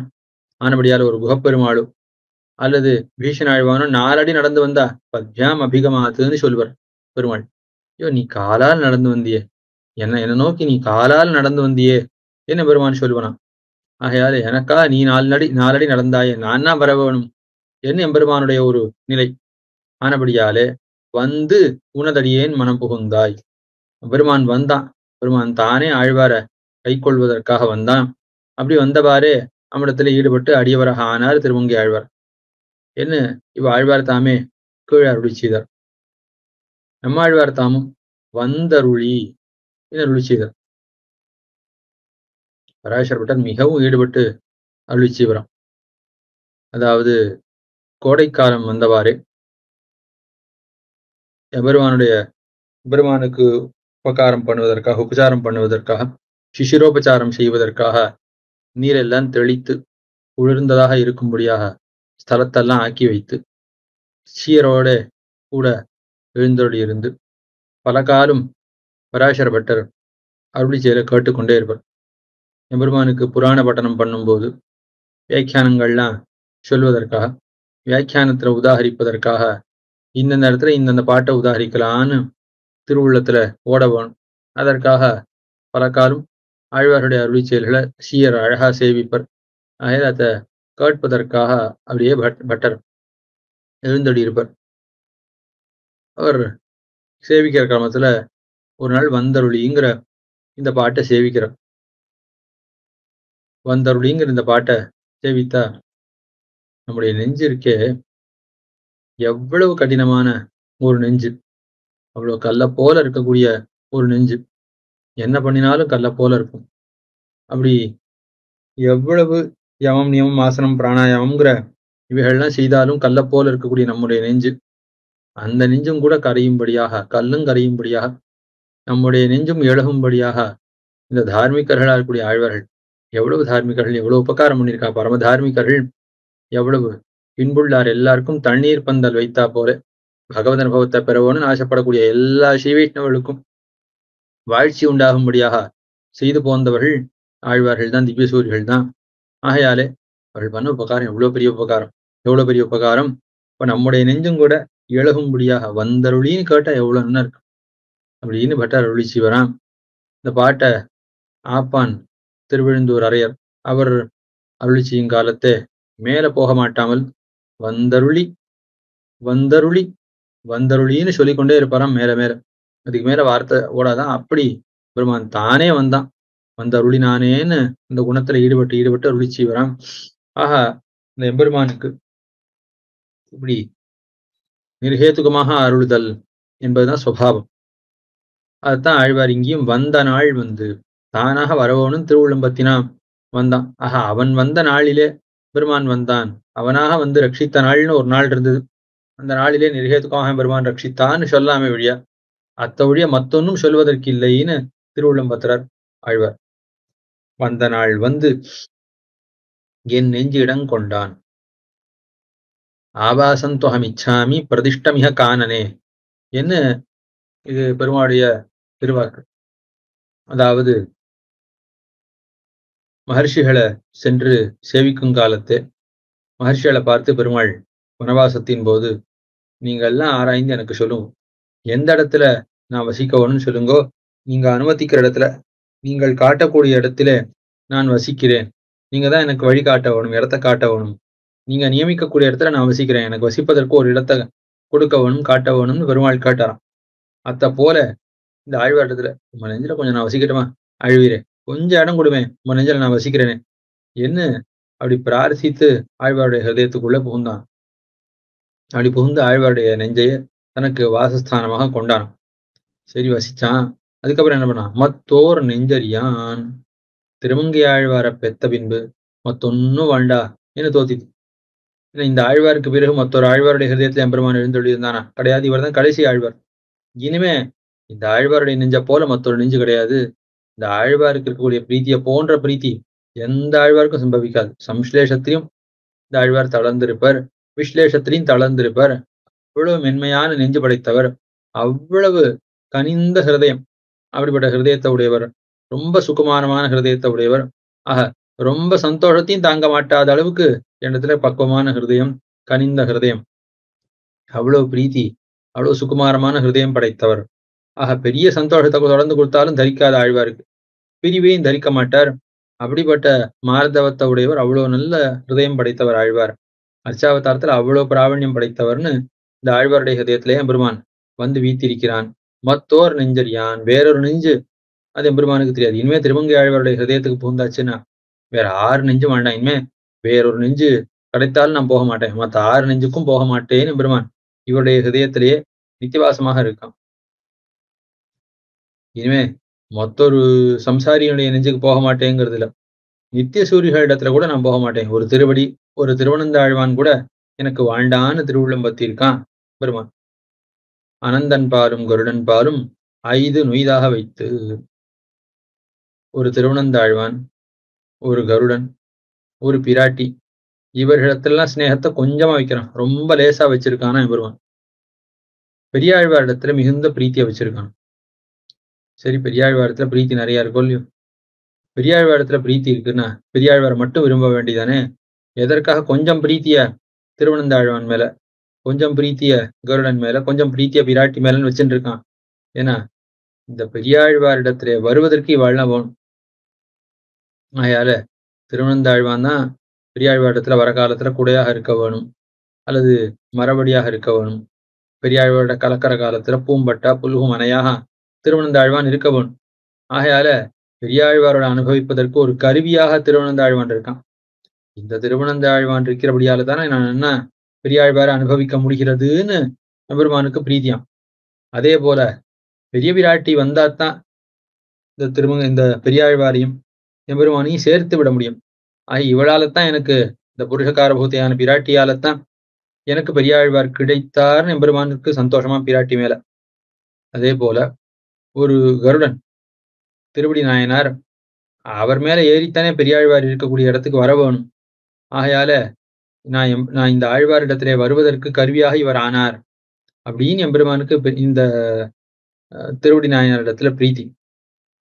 ஆக இப்படி எல்லாரிடத்திலையும் எம்பெருமான் பிரீத்தி காட்டுவது எத்தாலே என்னால் பெரியாழ்வாரை அனுபவிப்பதற்கு கருவியாக இருக்கா, பெரியாழ்வாருடைய சேருவதற்கு துணையாக ஆனார்கள் என்கிற இம்மாத்திரத்தை கொண்டுதான் எம்பெருமானானவன் இவர்களிடத்துல பிரீத்தியை வைக்கிறான் என்ன அருளி செய்கிறார் ஆழ்வார். ஆக அப்படி மற்றவர்களிடத்திலே சூரியர்களிடத்திலே பிரீதியை ரொம்ப சொல்பமாக வைத்து என் மனந்தனுள்ளேன்னு பெரியாழ்வாருடைய மனசு, அந்த மனசிலேயே பொருந்தி எம்பெருமான் எழுந்துள்ளிருக்கான். வேற எங்கேயும் செல்ல விரும்பவில்லை எம்பெருமான். இவருடைய ஹிருதயம் கிடைத்தால் போதும், மத்தொன்னும் வாழ்ண்டா என்ன இருக்கிறான் எம்பெருமான். மனசிலே நித்தியமாக எழுந்தொழியிருக்கான். அப்படி எம்பெருமான் நித்தியமாக எழுந்தொழி இருந்தா அந்த எம்பெருமான எப்போதும் நாம் ஸ்மரித்து கொண்டே இருக்கிறேன் என ஆழ்வார் அப்பாட்டிலே அருளி செய்தார் ஆதரத்தோடு. அதுக்கு மேலே சொன்னார், பனிக்கடலில் பள்ளிகோளை பழக விட்டு ஓடி வந்தென் மனக்கடலில் வாழவல்ல மாய மணாள நம்பீன். பனிக்கடல், குளிர்ந்த கடல். அந்த குளிர்ந்த கடல்ல எம்பெருமான் எப்போதும் பொருந்தி படுத்துட்டு இருக்கான். அந்த படுத்துட்டு இருக்கிற அந்த பள்ளி கொள்ளுதல் இருக்கே, அதை பழக விட்டு அந்த கடலை எம்பெருமான் படுத்துட்டு இருக்கான்னு சொல்லலாம். எப்படி படுத்துட்டு இருக்கான்னு வாயால வர்ணிக்க முடியுமானா வாயால வர்ணிக்க முடியாது. அவ்வளவு அழகாக எம்பெருமானவன் பள்ளி கொள்ளுகிறான். பள்ளிக்கோளை பழக விட்டு, சரி கொஞ்ச காலம் விட்டுருக்கான் எம்பெருமான். திருப்பி பெரியாழ்வாரிடத்திலேருந்து மறுபடியும் திருப்பார்கடலுக்கு செல்வானா வாசனையோட மறந்தான். இனிமே திருப்பார்கடல்னா என்னன்னே தெரியாதான் எம்பெருமானுக்கு. மொத்தமா திருப்பார்கடலை மறந்து பெரியாழ்வாருடைய ஹிருதயத்திலே எம்பெருமான் எழுந்தொழியிருக்கான். ஓடி வந்து அவ்வளவு ஆதரத்தோட எம்பெருமான் பெரியாழ்வாரை நோக்கி வரான். வந்து ஆழ்வாருடைய ஹிருதயத்துல வந்து வீத்திருந்தவாறே மாய மணாள நம்பி. ஆழ்வாருடைய ஹிருதயத்துல வந்து வீத்திருந்த காலத்துலதான் எம்பெருமானுக்கு குணபூர்த்தி மத்தும் உண்டானவைகள்லாம் பூர்ணமாச்சான். எம்பெருமானுடைய அழகு, பெருமானுடைய குணங்கள் எல்லாம் ஆழ்வார பெற்ற பிறகு, எம்பெருமானுடைய விபூதி எல்லாம் ஆழ்வார பெற்ற பிறகுதான் பூர்ணமாக ஆயித்து. அந்த எம்பெருமானவன் தனிக்கடல், ஒப்பில்லாத திருப்பார்கடல், என்ன ஒப்பில்லாத சூரியன். சூரிய வம்சத்துலதான் சக்கரவர்த்தி திருமகன் அவதரித்தான். எம்பெருமான் அவதரிக்கும்படியான வம்சத்துக்கு காரணபூதன் அப்படிங்கிற ஏத்தம் படைத்தவன் சூரியன். அந்த சூரிய வம்சத்துக்கு அதிதேவதையாக, அதாவது காரணபூதனாக இருக்கக்கூடிய சூரியன், முதலாக இருக்கக்கூடிய சூரியன் இருக்கானே, அந்த சூரியன் தனிச்சுடர். அந்த சூரியனுக்குள்ள ஆதித்ய மண்டல அந்தர்வர்த்தியாக எம்பெருமான் எழுந்தொழியிருக்கான். அப்படிப்பட்ட தனிச்சுடர் என்ன, தனி உலகு. எம்பெருமானும் பிராட்டி மட்டும்தான் இருக்கான்னு சொல்லாம்படியாக இருக்கக்கூடிய ஒரு உலகம். வேற யாரும் இல்லை இந்த லோகத்துல, பிராட்டி எம்பெருமானும் மட்டும்தான் இருக்கா என்னும்படியான பரமபதம். ஏனென்றால் அங்க இருக்கக்கூடிய நித்தியசூரியால் எல்லாரும் எம்பெருமான் திருவுள்ளத்தை அனுசரித்து தான் இருப்பார்கள். முக்தர்களும் அப்படித்தான் இருப்பார்கள். ஆகையால அங்க ஒண்டொடியாள் திருமகளும் நீயுமே நிலான் இருப்பன்னு பிராட்டி எம்பெருமான் மட்டும்தான் இருக்கா, வேற யாரும் பரமபதத்துல இல்லைன்னு சொல்லும்படியான ஒரு ஸ்தானம் ஆனபடியாலே அங்க தனி உலகா இருக்கு, ஒப்பற்ற உலகா இருக்கு. பெருமான் மட்டும் இருக்கான்னு சொல்லும்படியான ஒப்பற்ற ஸ்தானம். இப்படிப்பட்ட இந்த ஸ்தானங்கள் எல்லாம் எம்பெருமானுக்கு இடமா இருக்கு, எம்பெருமான் வசிப்பதற்கு இடமா இருக்கு. அவைகள் எல்லாவற்றையும் எம்பெருமான் விடுத்து என்னை உனக்கு உரித்தாக்கினையே. அவைகள் எந்த பிரீத்தி எம்பெருமான் வைப்பனோ அந்த பிரீத்தியெல்லாம் பெரியாழ்வாரிடத்துல வைக்கிறான். என்ன போய் உனக்கு சேஷபூத்தன் ஆக்கினையே, என்ன போய் உனக்கு சேஷபூத்தனாக ஆக்கினாயேன்னு இவ்வளவு ஈடுபட்டு ஆழ்வார் அருளி செய்கிறார். மேல தடவரவாய் மிளிர்ந்து மின்னும் தவள நெடுங்கொடி போல் ரொம்ப ஒரு பெரிய மலை இருக்கு. அந்த மலையில ரொம்ப பிரகாசத்தை பிரகாசிக்கக்கூடியதாக, ரொம்ப தேஜஸை உடையதாக, தானும் பிரகாசிக்கிறது, தன்னிடத்துல கதிர் அதுவும் நிறைந்ததாக இருக்கு. ரொம்ப சுத்தமாக இருக்கக்கூடிய ஒரு கொடி அப்படி ஒண்ணு இருந்ததுன்னா எப்படி இருக்கும்? அந்த மாதிரி ஒரு மலையில அப்படி பிரகாசிக்கக்கூடிய ஒளிய உடைய, அதுக்கு மேல சுத்தமாக இருக்கக்கூடிய ஒரு கொடி இருந்தா எப்படி இருக்கும்? அத போல எம்பெருமான் சுடரொளியாக என்னுடைய நெஞ்சிலே தோத்தக்கூடியவன், தோத்தக்கூடிய சோதிய உடையவன். அப்படிப்பட்ட நம்பியாக எம்பெருமான் இருக்கான். அந்த எம்பெருமானுக்கு திவ்யதேசங்கள் எல்லாம் வாசஸ்தானமா இருக்கு. அதுக்கு மேல ஒரு திருத்வாரகை, ஸ்ரீ துவாரகை பெருமானுக்கு வாசஸ்தானமா இருக்கு. பரமபதம்ங்கிறது வாசஸ்தானமா இருக்கு. எல்லாவற்றையும் விட்டு, இந்த தேசங்கள்னு இவர்கள் எல்லாவற்றையும் விடுத்து பெரியாழ்வார் இருக்காரே, அவரே தனக்கு வாசஸ்தானமாக கொண்டு, ஆழ்வார் தான் எனக்கு எல்லாம் அப்படின்னு, இனிமே எனக்கு மத்தொன்னும் வாழ்ண்டா என்று மற்ற விஷயங்களை விடுத்து ஆழ்வாரிடத்துல பெருமான் இருக்கிறான். ஆக மற்ற திவ்யதேசங்கள்ல வைக்கக்கூடிய பிரீதி ஆழ்வாரிடத்துல வைத்தல்ங்கிறதும் உண்டு. திவ்யதேசங்களை அனாதரித்து ஆழ்வாரிடத்துல மட்டும் இருத்தல் அப்படிங்கிறதும் உண்டு. புல்லென்னு ஒழிந்தன புல், கல்லும் கனைகடலும் வைகுந்த வானாடும் புல் என்று திருமலை என்ன, கோஷிக்கக்கூடிய திருப்பார்கடல் என்ன, இரண்டும் புல். அதே போல பராபதமும் புல்.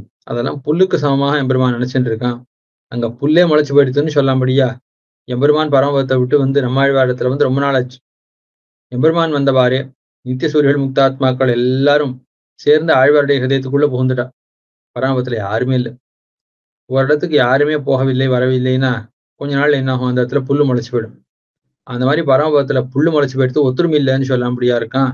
அவ்வளவு ஆழ்வாருடைய ஹிருதயத்திலேயே பிராவண்யத்தோட எம்பெருமான் பொருந்தி இருக்கான்னு தாத்பரியம்.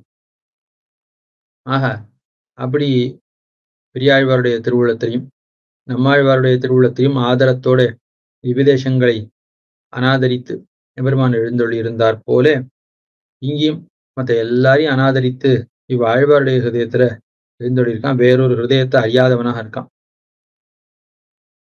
சரி, இப்ப இனிமே எம்பெருமான் பரமபதத்துல இல்லையா, எம்பெருமான் திருப்பார்கடல்ல இல்லையா, திவ்யதேசங்கள்ல எல்லாம் இல்லையா அப்படின்னு இருக்கான். எதற்காக இருக்கான்? ஒண்ணு, இந்த ஆழ்வாருக்கு பிடிச்சிருக்கு, எம்பெருமானுக்கு அந்த இடங்கள்ல இருக்கணுங்கிற திருவுள்ளம் இல்லை. ஆனாலும் கூட ஆழ்வார் இளங்கோயில் கைவிடேல் ஏன்னு நீ இருக்கக்கூடிய திருப்பார்கடல் அதை கைவிடாமல் அங்கே இருக்க வேணும்னு ஆழ்வார் பிரார்த்திக்கிறார். ஆக ஆழ்வார்கள் விரும்பக்கூடிய இடம் பரமபதமோ திருப்பார்கடலோ திவ்யதேசங்களோ ஆழ்வாருக்கு ஆதரஸ்தானம் என்பதற்காக எம்பெருமான் அங்க வசிக்கிறான். இன்னொன்னு, இங்க வசிக்கிறபடியால்தான் எனக்கு ஆழ்வார் கிடைத்தார் என்கிற ஒரு கிருத்தஜதை செய்நன்றியாலே ஆழ்வாருக்காக அந்த இடத்துல இருக்கான். ஆழ்வார் கிடைத்த இடம், ஆழ்வார் இந்த இருப்புல ஈடுபட்டுத்தான் இந்த தேசத்துல நான் வசித்தவாறே அந்த திவ்ய தேசத்துல இருக்கக்கூடிய அழகுல ஈடுபட்டுத்தான் ஆழ்வார் இடத்துல வந்தார். அதற்கு பிறகுதான் ஆழ்வார் கிடைத்தார்னு இந்த காரணத்தினாலும் எம்பெருமான் திவ்ய தேசங்களை விடல. மொத்தம் ஒரு காரணமும் கருதப்படுகிறது. நம்ம ஆழ்வார் எம்பெருமானை வானவர் ஈசன்னு சொன்னார், நித்தியசூரியர்களுக்கெல்லாம் சுவாமின்னு சொன்னார். உடனே ஆழ்வார், ஐயோ தப்பா சொல்றேன், எம்பெருமானுக்கு பெருமையை சொல்ல வேணுமே, ஆனால் நித்தியசூரியர்களுக்கு சுவாமின்னா சொல்றது. மொத்தம் பெரிய ராஜாவா இருக்கான். இந்த ராஜாவாக இருந்தவன் முன்பொரு காலத்துல சிறைச்சாலையில ராஜகுமாரனா இருக்கிற காலத்துல சிறையில இருந்தான். இப்ப அவனுடைய பெருமையை ஒருத்தன் கவி பாடுறான். கவி பாடுற காலத்துல, ஒரு பாட்டு பாடுற காலத்துல, இவன் எவ்வளவு பெரிய ராஜா, எவ்வளவு செல்வம் இவனுக்கு, எவ்வளவு வைபவம் இவனுக்கு, இதெல்லாம் பாட வேண்டி இருக்க அவன் எத்த பாடுறான். இவன் ஒரு காலத்துல சிறையில இருந்தான் தெரியுமோ இல்லையோ, அவ்வளவு பெரியவனாக்கும். என்ன சிறைச்சாலையில இருந்ததையா பெருமையா கவி பாடுறது? அத போல எம்பெருமானுக்கு பெருமைனா ஸ்ரீவைகுண்டநாதனுக்கு பெருமை சொல்றப்ப வேணா வானவர் சொல்லி பெருமையை சொல்லலாம். ஆனா திருவேங்கடமுடையானுக்கு பெருமையை சொல்ற காலத்துல ஈசன் வானவர்க்கென்பன் என்னால் அது தேசமோ திருவேங்கடத்தானுக்குனர். நித்தியசூரிகள் நாயக்கன் சுவாமின்னு சொன்னேன். ஆனா நித்தியசூரி சுவாமின்னு சொன்னா அது திருவேங்கடமுடையானுக்கு தேசமாக ஆகுமா? தேசம்னா தேஜஸ். எம்பெருமானுக்கு அது ஒளியை கொடுக்குமான? ஒன்னும் ஒளியை கொடுக்காது. எம்பெருமானுக்கு அது தாழ்ச்சியாகத்தான் ஆகும். ஆஹா, பராபதநாதனுக்கு வேணா அது ஒளியை கொடுக்கும். கானமும் வானரமும் வேடுமுடை வேங்கடம் என்ன மரங்கள் செடி கொடிகள் விலங்குகள்னு எல்லாம் தன்னை திருவடி தொழலாம்படியாக தன்னை அவ்வளவு எளியவனாக ஆக்கின்னு இருக்கான் எம்பெருமான். இந்த நிலையிலே இருக்கக்கூடிய எம்பெருமான போய் நித்தியசூரி சுவாமின்னு சொன்னா என்ன பெருமை எம்பெருமானுக்கு சொன்னதாக ஆகும்? என்ன ஆழ்வாருக்கு திருவுளம்? அது தேசமோ திருவேங்கடத்தானுக்கு நீசனேன் நிறை ஒண்ணுமில்லேன். உலகத்தில் இருக்கக்கூடிய பாபங்கள் அத்தனையும் சேர்த்து திரட்டவன். உலகத்தில் இருக்கக்கூடிய குணஹானிகள் நற்பண்புகள் இல்லாமைங்கிறதையும் சேர்த்து திரட்டவன். எல்லாத்தையும் திரட்டினா அதுதான் நான் ஆழ்வாருக்கு திருவுளம். நீசனே நிறை ஒண்ணுமில்லேன் என் கண் பாசம் வைத்த. இடத்துல பாசம் வைத்தான். இடத்துல பாசம் வைத்தது தலையெழுத்தேன்னு வைக்கல, பாசம் வைத்து இடத்துல பிரீத்தியோட அனுபவித்தவாறே பரஞ்சுடர் சோதி ஆனான்னு ஆழ்வார் அருளிச்சீரர். பாட்டுல என்ன திருவுள்ளம்? யக்கியதாக்களுக்கு என்ன சரி, இத்தனை காலமா நித்தியசூரியர்களுக்கு சுவாமியா இருந்தானே, இன்னைக்கு நம்மாழ்வார் இடத்துல வந்திருக்கானே, இனிமே நித்தியசூரிய இடத்துல போக மாட்டானா? போக வேணும், வேற வழி இல்லாம போவான். ஏனென்றால் ஒண்ணு பிராத்தமியம், அதாவது ஒருத்தனுக்கு 2 பத்னிகள் இருக்கிறார்கள்னு வைத்துக் கொள்வோம். முதல் பத்னிய சின்ன வயசுல இவன் விவாகம் செய்து கொண்டிருப்பான். அதற்கு பிறகு கொஞ்ச நாள் கழித்து ஒரு ஸ்திரீ இடத்துல இவனுக்கு ஆசை இருக்கு, ரொம்ப அழகா இருக்கான்னு அவளை விவாகம் செய்து கொண்டான் என்று வைத்துக் கொள்வோம். இவனுக்கு பிரீத்தி முழுக்க 2வது பத்னி இடத்துல தான் இருக்கும். எப்போதும் 2வது பத்னியோட தான் இவன் இருப்பான். ஆனா அதற்காக முதல் பத்னியை அடியோட விட முடியுமான்னா விட முடியாது. அவதான் என்னதான் இருந்தாலும் விவாகம் செய்து கொண்ட கிரமத்துல முதல் பத்னி அவதான் அப்படிங்கிறதுக்காக சாஸ்திர ரீதியில அவதான் முதல் பத்னி, அவளை விட முடியாதுங்கிறதுக்காக வேற வழி இல்லாமல் அவளிடத்திலையும் அன்பு செலுத்தக்கூடியவனை போல நடிப்பன், அவ்வளவுதான். ஆனா அன்பை உண்மையில செலுத்துவானான்னு செலுத்த மாட்டான். இன்னொன்னு, அவன் அந்த முதல் மனைவியை அறவே துறந்து 2வது பத்னியோட மட்டும் எப்போதும் இருந்தால், இவளுக்கு மட்டும் வேண்டுமென செய்தால் உலகத்தார் எல்லாரும் பழிப்பர்கள், உலகத்தார் எல்லாரும் பழி சொல்லுவார்கள். இப்படி ஒரு பெண்ணை விவாகம் செய்து கொண்டு அவளை அனாதரித்தான் அப்படின்னு பழி சொல்லுவார்கள். ஆகையால அவளுக்கு ஜீவனம் விட வேணும். ஒரு நாள் அவளுக்கு உண்பதற்கு படியிட வேணும், படி அளக்க வேணும். ஆகையால அதற்காக கொஞ்சம் பேருக்கு அவளிடத்துல பிரீத்தி இருக்கிறா போல காட்டிக்கொள்வான்.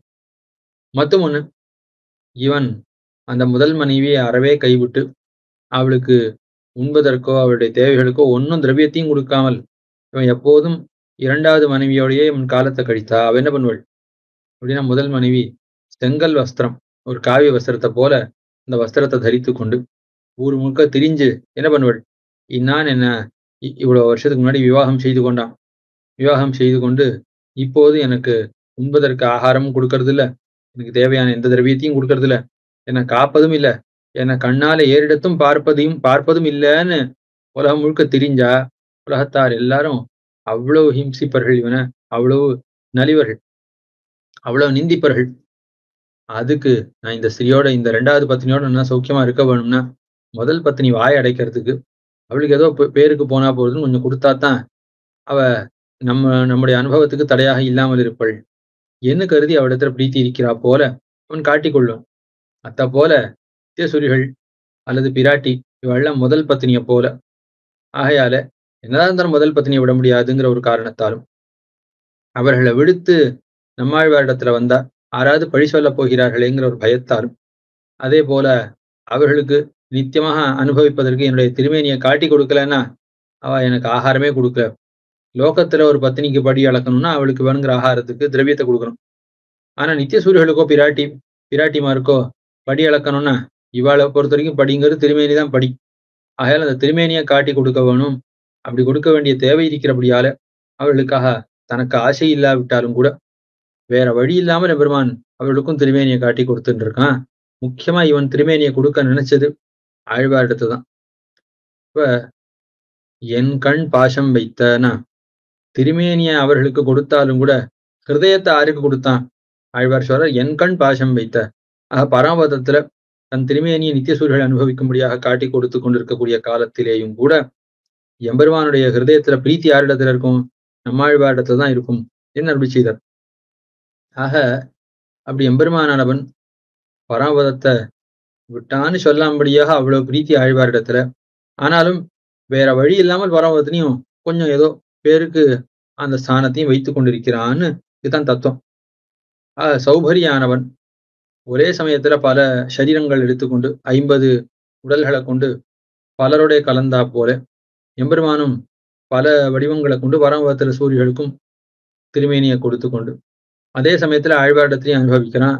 ஆனா அனுபவத்துல நோக்கு எங்கன்னா ஆழ்வாரிடத்துலதான் நோக்கு இருக்கு. இவர் அனுபவிக்கிறதுல நோக்கு இருக்கு. இவரை விட்டு வேற எங்கேயும் போக மாட்டான். தவிர்க்க இயலாமல் அங்கேயும் பரமபத்திரம் எழுந்தள்ளின்னு இருக்கான். அவ்வளவுதான். வந்த நாள் வந்து என் நெஞ்சிடம் கொண்டான் மத்தோர் நெஞ்சறியான் அடியேனுடைய சிந்தையாய் என்னுடைய ஹிருதயத்துல எழுந்தொழி இருக்கான் என்று சொன்ன பிறகு நான் கை கொள்ள வேண்டிய மனோரதம், நான் கை கொள்ள வேண்டிய ஆசை இருக்கே, அந்த ஆசையை தான் கை கொண்டான். அதாவது எம்பெருமானை பார்த்தவாறே நாம் என்ன சொல்லணும்? எம்பெருமானவன் சேஷி, நாமெல்லாம் சேஷபூதர்கள். ஆகையால நமக்கு கைங்கரியம் கிடைக்க வேணும், நித்திய கைங்கரியம் கிடைக்க வேணும்னு ஆசைப்படணும். அப்படி கைங்கரியத்திலே நாம் ஆசை கொள்ள வேண்டி இருக்க அத்த நான் கொள்ளல. எப்படி நான் எம்பெருமான் இருந்த இடத்துக்கு சென்று ஆசிரியிக்க வேண்டி இருக்க அவனே ஆதரித்து நான் இருந்த இடத்துக்கு வந்தானோ அதே போல நான் கைங்கரிய மனோரதத்தை கொள்ள வேண்டி இருக்க எம்பெருமான் தானே எப்படி நான் நினைக்க வேண்டி இருக்க அஹம்ஸ்மராமின்னு அவன் நினைச்சானோ அதே போல கைங்கரியம் பண்ணணும்னு நான் நினைக்க வேண்டியிருக்க நான் நினைக்காமல் அவன் நினைக்கிறான். அதுக்கு மேல என்னை தென்புலர்க்கு சேர்விடான். தெற்கு திக்கில் இருக்கக்கூடிய யமபட்டர்கள், யமனுடைய அடியவர்கள், அவர்கள் என்னை கை கொள்ளாதபடியாக தடுத்தான் எம்பெருமான். ஆஹா, நரக்கலோகத்துக்கு நான் செல்லாதபடியாக பெருமான் செய்தான். இது சிக்கென பெத்தேன். திருடமா சிக்குன்னு பிடிச்சுட்டேன்னா திருடமா எடுத்து இந்த விஷயம். இப்ப நான் நினைச்சு இது ஒண்ணு வந்ததுன்னா ஒரு காலத்துல குலைஞ்சு போயிடும். ஆனா எம்பெருமானாலே வந்ததா இருக்கிறபடியால இது ஒரு நாளும் இந்த நிலை மாறாது, எப்போதும் உறுதியாக இருக்கும், திருடமாக இருக்கும்னு சொன்னார். கொந்துலாம் பொழில் சூழ் குடந்தை தலைக்கோவினை. நன்னா கொத்து கொத்து கொத்தா பூக்கள் உலாவது, அப்படி உலாவும்படியாக இருக்கக்கூடிய சோலைகள் நிறைந்த திருக்குடந்தை. அங்க ராஜாவாக அந்த எம்பெருமானுடைய அந்த சேஷித்தம் திருமங்கை ஆழ்வாரை பெத்தவாறே நன்ன சந்தோஷம். ஆகையாலே அங்க இந்த சந்தோஷம் எல்லாம் எங்க தெரியறது? திருக்குடந்திலே எம்பெருமான் ஜம்முன்னு எழுந்தொழி இருக்கான், ராஜாவை போல கம்பீரமாக அப்படி பள்ளி கொண்டருள்றான். அந்த நிலையில தெரிஞ்சுக்கிறான். அது கூட வேண்டாம், திருக்குடந்தையில பூக்கள்லாம் பூத்து இருக்கிற அழக பார்த்தவாறே தெரியுது. உள்ள எம்பெருமானுக்கு சமிருத்தி இருக்கு. அந்த செல்வ செழிப்பாலத்தான் சந்தோஷத்தாலதான் இங்க பூக்கள்லாம் இவ்வளவு கொத்து கொத்து கொத்தா பூத்து குலுங்கிறதுன்னு தெரிந்து கொள்ளலாமா? அப்படி இருக்கு.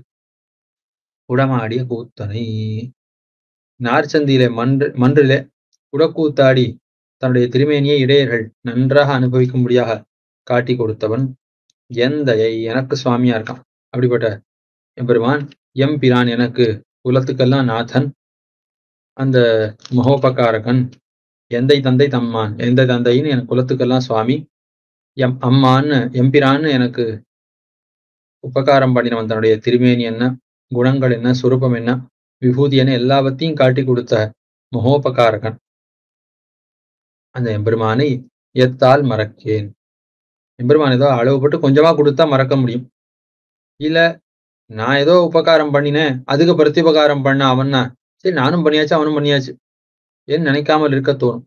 ஆனா நான் ஒன்னும் செய்யாது இருக்க செய்தே அளவில்லாத உபகாரத்தை பண்ணிருக்கானே, எப்படிதான் இவனை மறக்கிறது? மறப்பதற்கு வாய்ப்பே இல்லைன்னு மறப்பனோயினின்னு ஆழ்வார். இவ்வளவு உபகாரம் பண்ணின எம்பெருமான எப்படிதான் மறக்கிறதுன்னு எம்பெருமான் செய்த உபகாரங்களை அருளி செய்து எங்கன எப்படி எம்பெருமான மறப்பதுன்னு ஆழ்வார் அருளி செய்தா போல இவரும் சொல்கிறார், எத்தால் மறக்கேனே என்று. மேல நான் மறக்கிறேன், மறந்தா கூட என் நெஞ்சானது எப்போதும் எம்பெருமானிடத்திலே ஈடுபட்டு இருக்கும்னு அருளி செய்கிறார். உரங்களால் என்ன மன்னர் மாள பாரதத்து ஒரு தேர் ஐவர்க்காய்ச் சென்னு இறங்கியோர்ந்தவர்க்கு இன்னருள் செய்யும் எம்பிரானை வம்பார் புனல் காவிரி அரங்கமாளி எந்நாளி விண்ணாளி ஆழிசூழ் இலங்கை மலங்கச் சென்னு சரங்களாண்ட தண்டாமரை கண்ணனு கன்னி என் மனம் தாழ்ந்து நில்லாதே என தர்மத்தாலே நாட்ட நடத்தாமல் அசுராவேஷம் பொருந்தினவர்கள் துரியோதனாதிகள். ஆகையாலே உரம்னா மிடுக்கு. அந்த உரங்கள் தங்களிடத்தில் இருக்கக்கூடிய பலத்தை கொண்டு ராஜ்யத்தை நடத்துகிறார்கள்.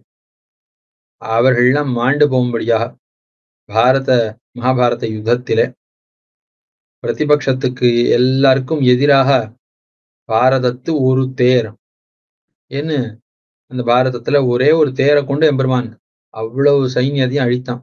அந்த தேரை மட்டும் எதிராக வைத்து தான் பாண்டவர்களுக்காக என்ன பண்றான், எப்பொழுதும் யுத்த காலத்துல முதல்ல சாரதியத்தான் அடிப்பார்கள். ஏனால் சாரதி அடித்தா தேர் அதுக்கப்புறம் இயங்காது.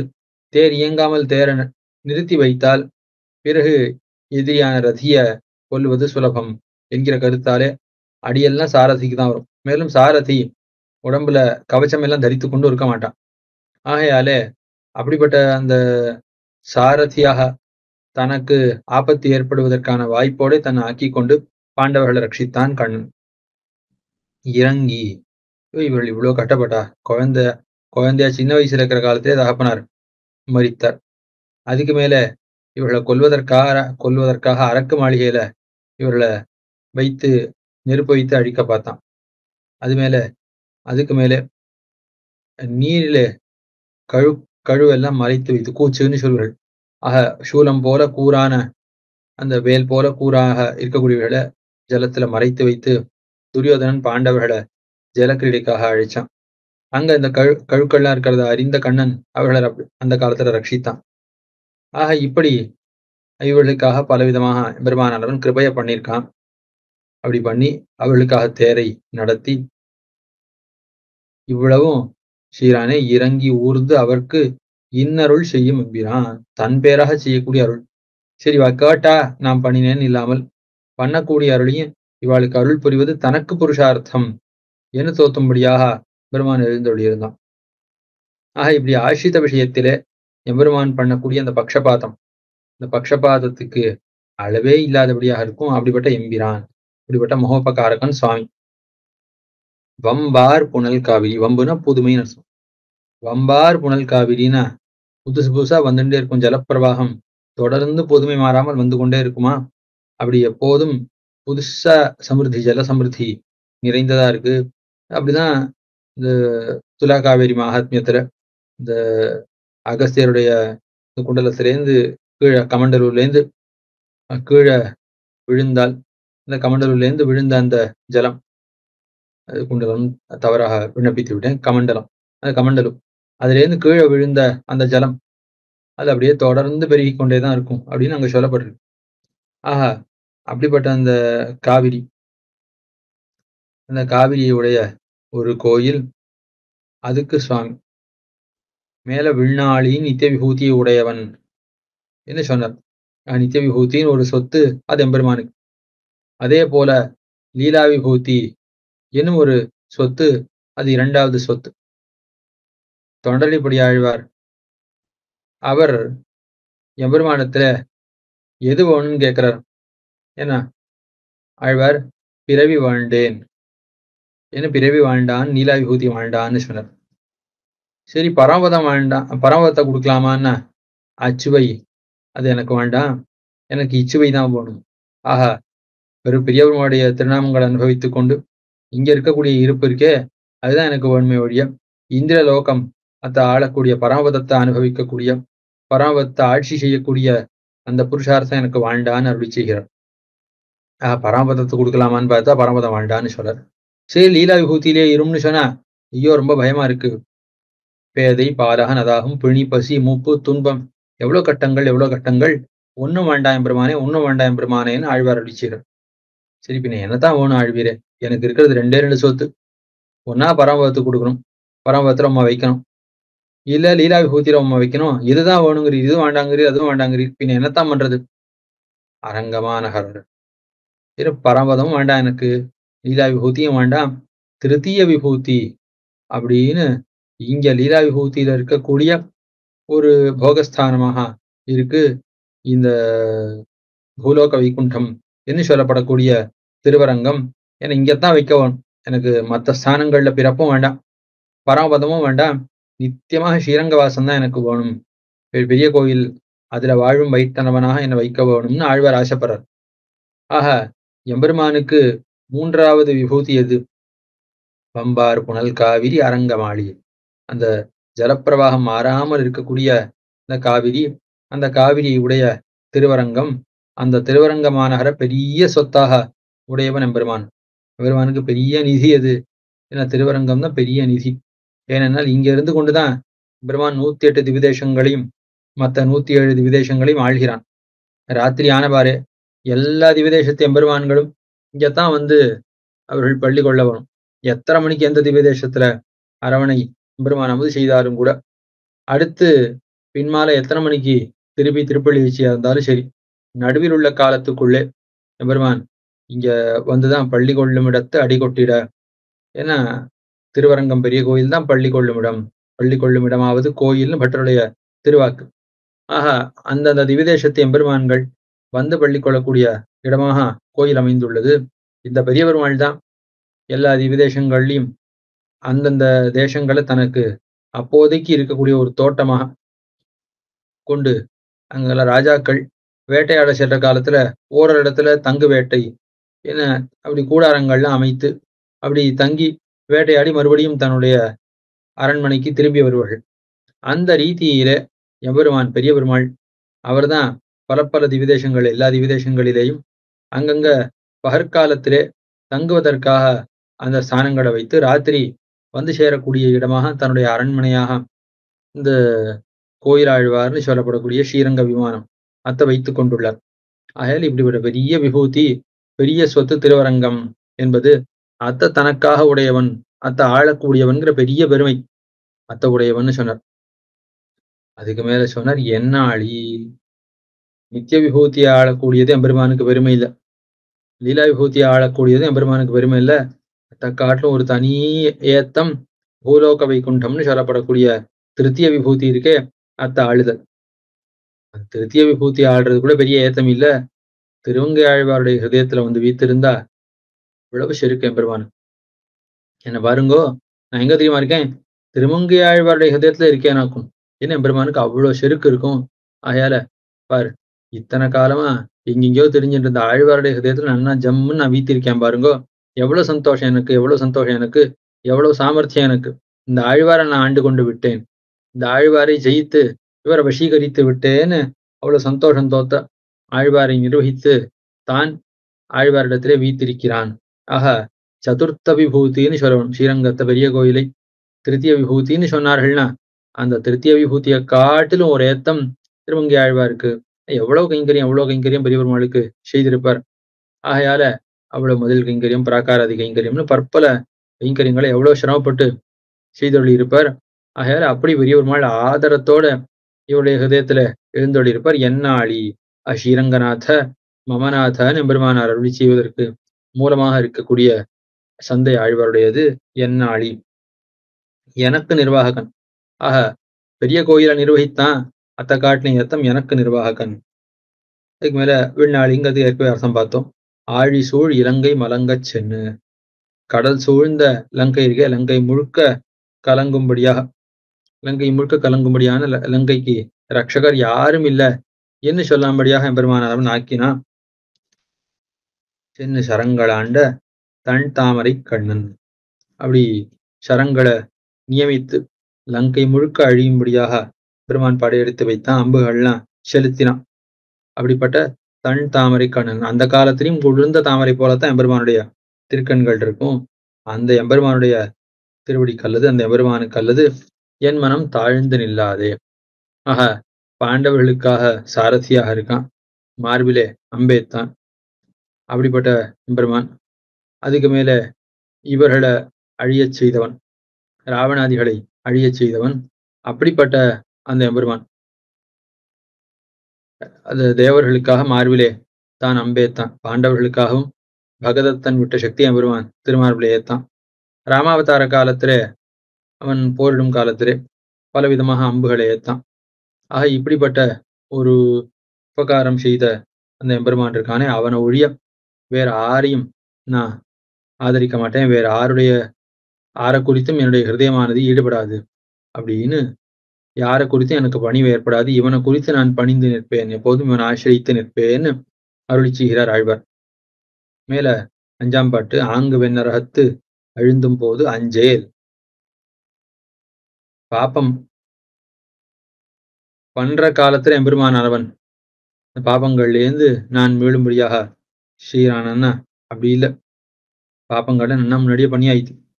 பண்ணி அந்த பாப்பங்கள் எல்லாம் தன்னுடைய பலமாக இருக்கக்கூடிய துக்கத்தை கொடுக்க ஆரம்பித்த அந்த காலம், கொடிய நரக்கத்திலே நான் துக்கத்தை அனுபவிக்க வேண்டிய காலம், அப்படி நரக்கத்துல நான் கட்டப்படக்கூடிய காலத்திலே அஞ்சேல்னு சொல்றான் பெருமான். கவலைப்படாத, பயப்படாதன்னு சொல்றான். இவன் என்னைக்கோ பாப்பம் பண்ணினான், பண்ண பாப்பத்துக்கு தாம் பலத்தை அனுபவிக்கிறான்.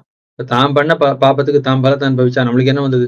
பட்டது படட்டும் அப்படின்னு எம்பெருமான் கைவிடாமல், அஞ்சேல் நான் இருக்க செய்தே நீ பாப்பங்களுக்கு வசப்பட வேண்டா, நீ கர்ம பரவசனாக இருக்க வேண்டான்னு பெருமான் பயப்படாமல் அங்கே வந்து தாங்கு. எப்படி தாங்குறான்? எப்படி தாங்குறான்? தாமரை அன்ன பொன்னாரடி, தாமரை பூ போன்ற திருவடியை வச்சுன்னு எம்பெருமான் தாங்குறான். அந்த திருவடியை கொண்டு தாங்குறான். தாமரை அண்ணன்னு சொன்னார். குளிர்த்தி, பரப்பு, விகாசம், செவ்வி இவையெல்லாம் பார்த்தா தாமரையை போல இருக்கு. ஆனா அதுக்கப்புறம் சொன்னார் பொன்னாரடி, தாமரை காட்டுல ரொம்ப அழகா இருக்கு, ரொம்ப ஸ்பிருகணியமா விரும்பும்படியாக அவ்வளவு போக்கியமா இருக்கு, ரொம்ப சுகுமாரமாக, ரொம்ப ஸ்பிருகணியமா இருக்கு. ஸ்பிருகணியம்னா அழகா விரும்பப்பட தகுந்ததா இருக்கும். அப்படிப்பட்ட திருவடிகளை உடையவன், அப்படிப்பட்ட சுவாமி. கும்பர்க்கு அணியாய் நின்ன திருவேங்கடமலையில எம்பெருமான் இருந்தா அது நித்திய சூரியர்கள் வந்து தொழுவதற்கு அவர்கள்லாம் அந்த திருமலையில இருக்கக்கூடிய சிகரங்கள், அந்த மலையினுடைய உச்சிகள் அவைகள்ல வந்து அப்படி இளைப்பாரும்படியாக இருக்கு. ஆகையால நித்திய சூரியர்களுக்கெல்லாம் ரொம்ப சந்தோஷம். திருமலையில இருக்கிறது எம்பெருமானுக்கு லாபமோ, சம்சாரிகளுக்கு லாபமோ தெரியல, நித்திய சூரியர்களுக்கு லாபத்தை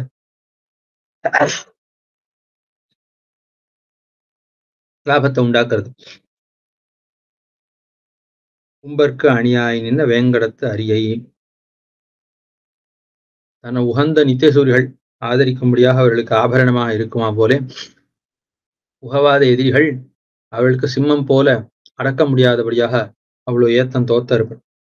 பரிகீரியை, பரின குதிரை போல வந்த ஒரு கேசி அசுரன், அவனுடைய வாயை கீரின கண்ணன், வண்ணை உண்டு உரலினிடை ஆப்புண்ட, ஆஷித்தர் கைப்பட்டு திரட்டின வெண்ணெய், அந்த வெண்ணெயில அவ்வளவு ஆதரம் கண்ணனுக்கு. அயல அத்த ஒழிய மத்தொன்னும் எனக்கு வேண்டான்னு அதுல அவ்வளவு ஆதரம். அது கிடைக்காதபடியால அத்த திருடியாவது புஜிக்க வேணும், உண்ண வேணும் என ஆசை. சரி, திருடி புஜிக்க ஆரம்பித்தா, திருடி முடிச்சானா, உண்டு முடித்தானா? இல்ல, பாதியிலே கட்டுண்டான், பாதியிலே அகப்பட்டான். அகப்பட்டவாறே உரலோடு சேர்த்து கட்டினான். கட்டி இவ அடிக்கிற காலத்துல ஐயோ அடித்தா வலிக்குமேன்னு தாய் அவடுத்த சிறுகோள், அவ தாய்ங்கிறபடியால பரிவோடத்தான் இருப்பாள், அவ அடிக்க மாட்டான். அப்படியே அடிச்சாலும் பேருக்கு உலகத்தாருக்காக சின்ன குச்சி வச்சுட்டு லேசா தான் அடிப்பாள். இருந்தாலும் இவனுக்கு ரொம்ப பயம். இன்னொன்னு, அப்பா அடிச்சாருன்னா கோபம் வராது, பயம் வராது, அழுக வராது. அவர் அடிக்கிறதுக்குன்னே உரியவர். என்ன இவ்வளவு பிரீத்தி செலுத்த வேண்டிய மாதாவும் கூட நம்மிடத்துல கோபிக்கிறாளே, ஏன்னா பிரியப்பறையாக இருக்கக்கூடிய மாதாவும் நம்மிடத்துல கோபிக்கிறாளேன்னு பெருமானுக்கு ரொம்ப கவலை உண்டாயித்து, ரொம்ப பயம் உண்டாச்சு, அழுக உண்டாயித்து, அழறான். அப்படி உடம்பெல்லாம் வெளுத்து அப்படி பயந்து நடுங்கி நிற்கக்கூடிய ஒரு நிலை இருக்கே, அது அவ்வளவு போக்கியமா இருக்கு. ஆகையால அந்த நிலையை பார்த்து தேனை, தேன்கிறது எல்லா புஷ்பங்களுடைய ரசங்களும் சேர்ந்த ஒரு சேர்த்தி. ஆகையால தேனை போல இருக்கான் அந்த நிலையில. அப்படி பையவே நிலையம்னு இருக்கக்கூடிய காலத்துல எம்பெருமான் தேனை போல ரசிக்கிறான் ஆழ்வாருக்கு. நன்பால் எல்லா போக்கியமான வஸ்துக்களாவும் இப்படி இருக்கான் ஆழ்வாருக்கு. அவனை ஒழிய என்னுடைய நெஞ்சு ஆரையும் நினைக்காதுன்னு சொன்னார். அதுக்கு மேல எட்டனை பொழுதாகிலும் என்னும் என் மனத்தகலாதிருக்கும் புகழ். மற்றவர்களை பார்த்தா அவரிடத்துல ஏதோ சில உயர்த்திகள் எல்லாம் இருக்கலாம். அப்படி உயர்த்திகளை பார்த்து ஒருவேளை அவளை கொண்டாடணும்னு நான் நினைத்தாலும் என்னுடைய வாக்கானது அவர்களை பாடாது. கீழே என்னுடைய நெஞ்சானது எம்பெருமானத்தான் நாடுமே ஒழிய எம்பெருமானத்தில்தான் தாழ்ந்து நிற்குமே ஒழிய வேற யாரிடத்திலும் தாழ்ந்து நில்லாதுன்னு சொன்னார். அந்த ரீதியில இப்பொழுது என்னுடைய வாக்கானது வேற யாரையும் பாடாது என்று சொல்கிறார். எட்டனை பொழுதாகிரும் எண்ணுமென் மனத்து அகலாதிருக்கும்பொழு. எண்ணும்னா எப்போதும் அர்த்தம். ஒரு சின்ன காலம் கூட விடாமல் எல்லா காலத்திலும் எம்பெருமானவன் என்னுடைய நெஞ்சில அகலாமல் இருக்கான். என்னை விட்டு பிரியாம இருக்கான். அத்தால வந்த புகழ். பெரிய பிராட்டியார் அகல இல்லையே நிறையும் அகல இல்லையே நிறையும்னு இருக்கா. அவ்வளவு போக்கியத்தை உடையவன். ஆகையால் எம்பெருமானுக்கு புகழ் அப்படிங்கிறது இல்லையா. திருமங்கையாழ்வாரை விட்டு பிரியாதவன் தான் தன்னை விட்டு பிராட்டி பிரியாம இருக்காங்கிறது எம்பெருமானுக்கு புகழ் இல்லையா. திருமங்கையாழ்வாரை விட்டு எம்பெருமான் ஒரு நாளும் சென்றறியான் அப்படிங்கிறது எம்பெருமானுக்கு பெரிய புகழாம். அப்படிப்பட்ட ஏற்றமாக இப்படி என்னைக்கும் ஒரு நாளும் பிரிய மாட்டான். ஒரு நாளும் பிரியறது இல்லைங்கிறது இல்லை. ஒரு க்ஷணம் கூட எழுத்தனை போது ரொம்ப சின்ன காலம் கூட எம்பெருமான் பிரிய மாட்டானா. அப்படி திருமங்கையாழ்வாரிடத்துல எம்பெருமான் வைத்த ஒரு ஆதரம். அப்படிப்பட்ட அகலாது இருக்கக்கூடிய புகழ உடையவன். தட்டலர்த்த பொன்னே. அலர்த்தங்கிறது அலர்ந்தான்னு வைத்துக்கொண்டும் வியாக்கியானம் உண்டு, அலர்த்தான்னு வைத்துக்கொண்டும் வியாக்கியானம் உண்டு. ஆஹா, ஒரு கோங்கு, அந்த கோங்குனுடைய அந்த புஷ்பமானது அது ஒரு பொன் போன்ற நிறத்தை உடையது. அது மலர்ந்தா எப்படி இருக்கும்? இப்படி மலர்ந்தா ஒரு தங்கத்தால ஒரு தட்டை விரித்தா எப்படி இருக்கும்? அதை போல அப்படி மலர்ந்து இருக்குமா. ஆகையாலே தட்டு அலர்த்த, தட்டு போல அலர்ந்தான்னு அர்த்தம். பொன்னால ஆன ஒரு தட்டு, தங்கத்தட்டு, அதை விரித்தா அவ்வளவு அழகா இருக்கும். அத போல தங்கம் போல தகதகன்னு அவ்வளவு அழகா இருக்கு. புதுமை தோத்த பிரகாசம் தோத்த இருக்கான் அந்த பூவானது. இந்த பொன்னே அலர் கோங்கு. அந்த கோங்கு திருமாலிருஞ்சோலையில அந்த கோங்கலரும் பொழில் என்னெல்லாம் அடிக்கடி சொல்லப்படுறது. அப்படி திருமாலிருஞ்சோலையில அந்த கோங்கு இருக்கு. அந்த அலருடைய கோங்குகள், அந்த மலர் புஷ்பங்களுடைய கோங்கு மரம். அல்லது தட்டு அலர்த்த, கீழே அலர்ந்தான்னு வைத்து ஒரு வியாக்கியானம். அல்லது அலர்த்தான்னு அலர்த்தப்பட்டான்னு அர்த்தம். ஆக நன்ன இதழானது நன்னா பெருசா விரியும்படியாக நன்னாக அலர்த்தப்பட்டு பொன்ன போல இருக்கக்கூடிய அந்த புஷ்பங்கள் அத்தவுடைய கோங்கு. அது தழைத்த அந்த பொழில்கள் நிறைந்த திருமாலிருஞ்சோலை. அதிலே அங்கட்டி, அழகான கட்டி, அழகான கற்கண்டு போல பரமபோக்கியனாக பெருமான் ரொம்ப இனியவனாக இருக்கிறான். அவனை அனுபவிக்கிறார். அதுக்கு மேல கற்கண்டுங்கிறது அந்த கரும்பை பிழிந்து அத அந்த சாத்தை கெட்டியாக்குறத ஆக்கின பிறகு ஏற்படக்கூடிய ஒரு நிலை. கையால அதுக்கு ஒரு விகாரத்தை உடை நெருக்கி அதை கெட்டியாக்கணும். அப்படி அல்லாமல் இந்த கரும்பீன இன்சாறு ஏன்னா கரும்புலே நேரா வரக்கூடிய ஷாறு. காதலால் மறைநான்கு முன்னோதிய பட்டனை. ஒருத்தன் இது வரைக்கும் அத்தியனமே பண்ணல, வேதாத்தியனமே பண்ணதில்லை. முதல்ல அத்தியனம் பண்றான்னா ரொம்ப ஆதரத்தோட நன்னா வேதத்தை கத்துக்கணும், உற்சாகத்தோட கத்துக்கொள்ளுமா போல பெருமான் வேதங்கள் நாளையும் கத்துண்டான். முன்னோதிய பட்டன்னா பண்டிதன், வித்வான். சாந்தீபனியின் இடத்துல ரொம்ப ஆதரத்தோட முதல்ல கத்துக்கொள்ளுமா போல கத்துக்கொண்டான்.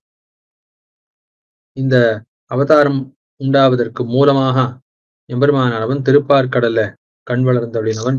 அப்படிப்பட்ட எம்பெருமான ஒழிய என்னுடைய நாக்கானது ஆரையும் பாடாது. பறவை துயிலேத்தை, அந்த கடல்ல திருப்பார்கடல்ல பள்ளி கொள்ளக்கூடிய எம்பெருமானை ஒழிய என்னுடைய நாக்கு ஆரையும் பாடாது. இப்படிப்பட்ட அழகான குணங்களை உடைய எம்பெருமான ஒழிய என் வாக்கை கொண்டு ஆரையும் பாடமாட்டேன்னு அருளி செய்தார்.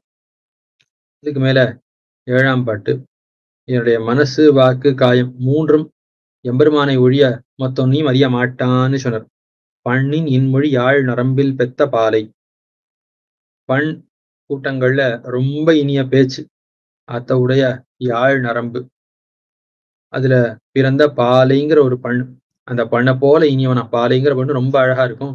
அதை போல ரொம்ப இனியவனா இருக்கான் எம்பெருமான். என் கண்ணும் நெஞ்சும் வாயுமிடம் கொண்டான். என்னுடைய இந்திரியங்கள்லாம் தனக்கு இருப்பிடமாக கொண்டு வந்தான் அப்படின்னு அர்த்தம். இந்திரியங்களுக்கு தானே இலக்காகனான் அப்படின்னு அர்த்தம்.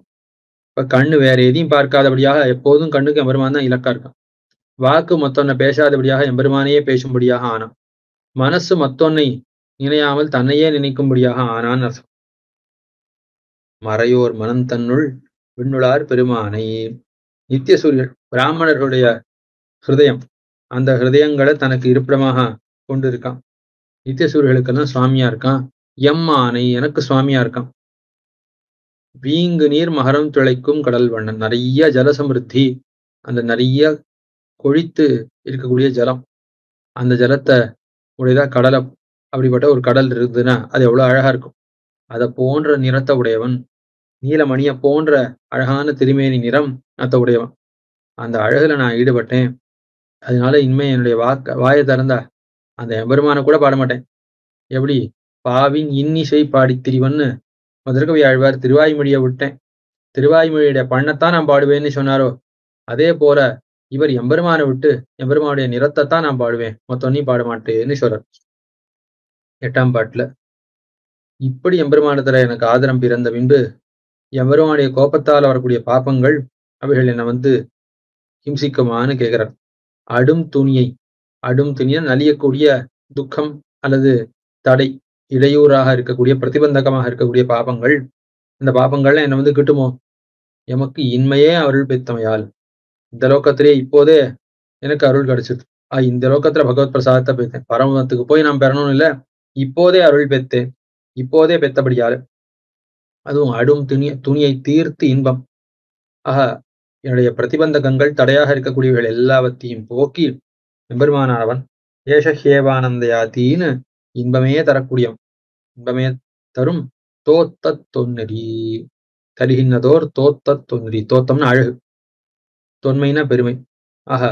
அழகான மார்க்கம், மகா மார்க்கம். இப்ப எம்பெருமான்கிறவன் பெரிய மார்க்கமாக, பெரிய உபாயமாக இருக்கான். எம்பெருமான் இனிய மார்க்கமா இருக்கான், அழகான மார்க்கமா இருக்கான், பெரிய மார்க்கமா இருக்கான், பெரிய உபாயமா இருக்கான்னு அர்த்தம். மற்ற உபாயத்தை பத்தினவர்கள் எம்பெருமான் திருவடியில் தான் வந்து விழவரும். ஆனா எம்பெருமானை பத்தினா வேற யாரையும் பத்த வேண்டாம். அப்படிப்பட்ட உபாயம், பிரதானமான உபாயம், நிலை நிற்கக்கூடிய உபாயம், சித்தோபாயம் எப்போதும் இருக்கக்கூடிய எம்பெருமான், அவனைத்தான் தோத்த தொன்னெறின்னு சொன்னார். அறம் சுவராகி நின்னான்னு இப்போதாக புதுசா உண்டாக்க வேண்டிய ஒரு சுவரில் எப்போதும் இருக்கக்கூடிய எம்பெருமான், கிருஷ்ணம் தர்மம் சனாதனம்னு சொல்லப்படக்கூடிய எம்பெருமான், அவனை பத்தின லோகத்தில் இருக்கக்கூடியவர்கள்லாம் வையன் தொழப்படும்னு எல்லாரும் தொழும்படியாக இருக்கக்கூடிய எம்பெருமான். அவர்கள் எப்போதும் அந்த எம்பெருமானை நினைத்து கொண்டே இருக்கிறார்கள். வானவரால் வையன் தொழப்படும் முனியை வானவரால் வணங்கப்படும் முத்தினை என்று அவ எல்லாரும் அனுபவிக்கும்படியா இருக்கான். அதுக்கு மேல பக்தர்கள் அவ அனுபவிக்கக்கூடிய ஒரு பழமாக, அப்போதே அனுபவிக்கலாம்படியாக சுவைக்கலாம்படியாக இருக்கக்கூடிய ஒரு பழமாக பெருமான் இருக்கான். இவ எல்லாருக்கும் இப்படி போக்கியமா இருக்கான். நான் எப்படிப்பட்டவன் அப்படின்னா, அனாதி காலமாக விஷயாந்தரங்கள்ல இருக்கக்கூடிய எனக்கு காதல் செய்தி என் உள்ளங்கொண்ட கல்வனை, நான் விஷயாந்தரங்களை விரும்பி எம்பெருமானுடைய சொத்தாக இருக்கக்கூடிய ஆத்மாவை திருடின்னு இருந்தேன். அந்த எம்பெருமானவன் எண்ணத்துல மற்றவர்கள்லாம் ஆசைப்படும்படியாக இருக்கக்கூடிய தான் எண்ணத்தை தானே ஆசை கொண்டு என்னிடத்திலே வந்து என்னை திருடி கொண்டவன், என்னை தனக்காக ஆக்கி கொண்டவன் திருடி கொண்டான் அருளி செய்தான். இவ்வளவு உபகாரம் பண்ணினான்னா உடனே ஆழ்வார் ஈடுபட்டு என் செய்யேன்னு சொல்றார். இந்த எபெருமானுக்கு என்ன பண்றது? ஒண்ணும் பண்ணாம இருக்கலாமாண்ணா? ஒண்ணும் பண்ணாம இருக்க முடியாது. ஆனா கொடுக்கறதுக்கு என்ன இருக்கு? ஒண்ணும் இல்லை. ஏன்? அடியே நானே எம்பெருமானுக்கு சொத்து. இப்ப என்னுடையது ஏதாவது எம்பெருமானுக்கு கொடுக்க முடியுமா? நானே அவனுக்குரியவன்னா நான் கொடுக்கறதுக்கு என்ன இருக்கு? அவனுக்கு ஒண்ணும் கொடுக்கறதுக்கு இல்ல. அவனுடைய சொத்தா இல்லாத ஏதாவது இருந்தா அத்த அவனுக்கு கொடுக்கலாம், ஒண்ணும் கொடுக்கறதுக்கு இல்ல. என்னும் என் மனத்தே இருக்கும் புகழ், என் மனசுல அகலாமல் இருக்கக்கூடியவனு கீழே சொன்னாரோ இல்லையோ அந்த புகழ் அத்த உடையவன். ஆகையால அவனுக்கு என்ன கொடுக்கறது? நீங்க தான் சொல்லணும், எனக்கு ஒன்றும் தெரியல இன்னும் கேட்கிறார். என் ஹிருதயத்தை விட்டு ஒரு நாளும் பிரியாமல் வேறொரு இடத்துக்கு செல்லாமல் இங்கே புகுந்திருக்கான். அப்படி புகுவதற்காக தஞ்சாவூர்ல நித்தியமாக எம்பெருமான் ஆளரியாக எழுந்தொழியிருக்கான். அப்படிப்பட்டவன் பொன் பெயரோ. புதுசா எனக்கு இனி உபகாரம் பண்ண வேண்டாம். முன்பே பிரஹ்லாத ஆழ்வானுக்கு பண்ண உபகாரமும் எனக்கு பண்ணின உபகாரம்தான் ஈடுபட்டு அருளி செய்கிறார். அப்படிப்பட்ட எம்பெருமான் தழல் நெருப்ப போல, அப்படி நெருப்ப உமிழக்கூடியவனை போல இருக்கான். மின் செய் வாழறக்கன் பலபலன்னு இருக்கக்கூடிய அவனுடைய நகரம், அந்த நகரத்தை அந்த ராவணன் பிரகலாத ஆழ்வானுக்கு உபகாரம் பண்ணினவன், அதுக்கு மேல நெருப்ப உமிழக்கூடியவனாக, ஆராலும் ஜெயிக்கப்பட முடியாதவனாக இருக்கக்கூடியவன், உடைய ஒரு வாழ் சந்திரஹாசம்ங்கிற கத்திய உடையவன் ராவணன். முதல்ல இரண்டு கஷிப்புவை சொல்லி மேல ராவணனை சொல்றார். ஆஹா, அப்படிப்பட்ட இந்த வாழை பெற்று இருக்கக்கூடிய ராட்சசன் ராவணன், அவனுடைய நகரமானது பாழ்படும்படியாக சூழ்கடல் சிறை வைத்து, கடலை சிறை வைக்கிறதுனா கடலை தடுத்து வைக்கிறதுன்னு அர்த்தம். கடலை தடுக்கிறதாவது கடலுக்கு அணை கட்டி எம்பெருமான் தடுத்து வைத்தான் அர்த்தம். அப்படி தடுத்த எம்பெருமான், அதுக்கு மேல இமையோர்கள் பிரம்மாதிகள் அவள்லாம் தங்கள் குடியிருப்பு பெத்தோம், இத்தனை காலமா எங்களுடைய ராஜ்யத்தெல்லாம் ராவணன் அபகரித்தான், இன்றைக்கு அத்த பெத்தோம்னு ஸ்தோத்திரம் பண்ண அத்த கண்டு எம்பெருமான் மகிழ்ந்து இருக்கான். இவருடைய காரியத்தை செய்து தலை கட்டினவாறு மகிழ்ந்து திருமேனி நிறமெல்லாம் குளிர்ந்திருக்கு. இப்படிப்பட்ட இவனைத்தான் போத்தின்னு சொல்லவும், இலங்கை பாழாளாக படைபொருதான் என்று சொல்லி அவனுக்கு பல்லாண்டுன்னு ஆழ்வார் பெரியாழ்வார் அப்படி செய்தா போல, இந்த சக்கரவர்த்தி திருமகனுக்குத்தான் பல்லாண்டு பாட வேணுமே ஒழிய மற்ற யாருக்கும் பல்லாண்டு பாடக்கூடாதுன்னு சொல்ற. தோடு விண்டலர் பூம்பொழில் மங்கையர் தோன்னல், இந்த இதழ்கள் அவைகள்லாம் இந்த கட்டு, அதாவது பூவானது இப்படி இருக்குன்னா அந்த ஒன்றோடு ஒன்று இருக்கக்கூடிய அந்த பந்தம் சந்தி பந்தம்னு சொல்வார்கள். அந்த சந்தி பந்தம் ஆக ஒன்றோடு ஒன்று சேர்ந்து இருக்கக்கூடிய அந்த கட்டானது அப்படி விரியறது. அந்த கட்டு விரிந்த அலர்கள்லாம், அந்த இதழ்கள் எல்லாம் விரிந்து பூக்கள் எல்லாம் பூக்கக்கூடிய ஒரு பொழில் அத்தவுடைய திருவாலி நாடு. அந்த மங்கையர் தோன்னல், அந்த மங்கை நாட்டுல அவதரித்தவர், அவர்களுக்கு சுவாமியாக இருக்கக்கூடியவர், நன்ன மிடுக்க உடைய ஆழ்வார், வாழ கொண்டு எதிரிகளை அழிக்க வல்ல திருவாலி நாடன் அவர். நன்னறையூர் நின்ன நம்பி, ரொம்ப சிறந்த திருநறையூர், அந்த திருநறையூர்ல வந்து நிற்கிறபடியால கல்யாண குணங்கள்லாம் நிறைந்தவன் எம்பெருமான். அந்த எம்பெருமானுடைய நல்ல மாமலர் சேவடி பரமபோக்கியமா இருக்கு. அவதார காலத்திலே, திரிவிக்ரமாவதார காலத்திலே இன்னாரினையார் வாசி வராமல் எல்லாருடைய தலையிலையும் திருவடி வைத்தவன். அந்த எம்பெருமானுடைய திருவடிகளை தொழுது தொழப்பெத்த ஹர்ஷத்தாலே ஆடி, தொண்டர்கட்கு அவன் சொன்ன சொன்மாலை, சரி நான் அனுபவித்தேன் போதும்னு திருவுள்ளம்பத்தாமல் இந்த அனுபவத்தை வாய் விட்டு பாடி அடியவர்கள் எல்லாரும் நித்திய சூர்கள் என்ன, முக்தாத்மாக்கள் என்ன, சம்சாரிகள் மூக்ஷுக்கள் என்ன, எல்லாரும் அனுபவிக்கலாம் முடியா, எல்லாருக்கும் போக்கியமாக அவ்வளவு ஆச்சரியமாக அருளி செய்த சொன்மாலை தொண்டர்க்கு அமுதுன்னு ஸ்ரீ வைஷ்ணவர்கள் எல்லாருக்குமாக ஆழ்வார் அருளி செய்தார். இந்த பாடல் 10. சரி, பாடுறது மகாபாரதம் போல பெரிய பரப்பா பாடினாரான 10 பாட்டு, 10 பாட்டு தான் பண்ணார். பகவத் விஷயத்துல ருச்சியுடையவர்கள் எல்லாரும் இத்த பாடுங்கோள்னு சொல்றார். சேவத்வம் ஏதத் அமிர்தம் பிரணிபத்திய யாச்சேனர் பட்டர். இது அமிர்தம் போல போக்கியமா இருக்கு, பரம போக்கியமா இருக்கு. என்னுடைய இந்த ஸ்ரீ சஹஸ்ரநாம பாஷ்யத்தை எல்லாரும் சேவியுங்கோள், பகவத் குணங்களை எல்லாம் நன்னா அறிந்து கொள்ளலாம்னு சொன்னார் பட்டர். அந்த ரீதியில இவரும் இந்த 10 பாட்டையும் பாடுங்கோன்னு அமிர்தம் போல இருக்கக்கூடியது இதை எல்லாரும் பாடுங்கோன்னு சொன்னார். சரி, பாடுறதே பிரயோஜனம்னு சொன்னார். அதுக்கு மேல சொன்னார், பாட நும்மிடை பாவம் நில்லாவே, கரும்பு தின்ன கூலிய போல பாடுகே பிரயோஜனம், அதுக்கு மேல உங்களுடைய தடைகள் எல்லாம் போய் எம்பெருமானை நான் இந்த லோகத்துல பாடினா போல பரமபதத்துக்கு சென்று நித்தியமாகவும் பாட வாய்ப்பு கிடைக்கும், ஆகையால பாடுங்கோள்னு சொன்னார். ஏதோ ஒரு அவகாச அனுகுணமாக அஜ்ஞானத்துக்கு, அடியனுடைய அஜ்ஞானத்துக்கு அனுகுணமாக சிலவத்தை விண்ணப்பித்தேன். சொன்ன விதத்திலும் தவறுகள் இருக்கலாம், சொன்ன விஷயங்கள்லையும் தவறுகள் இருக்கலாம்.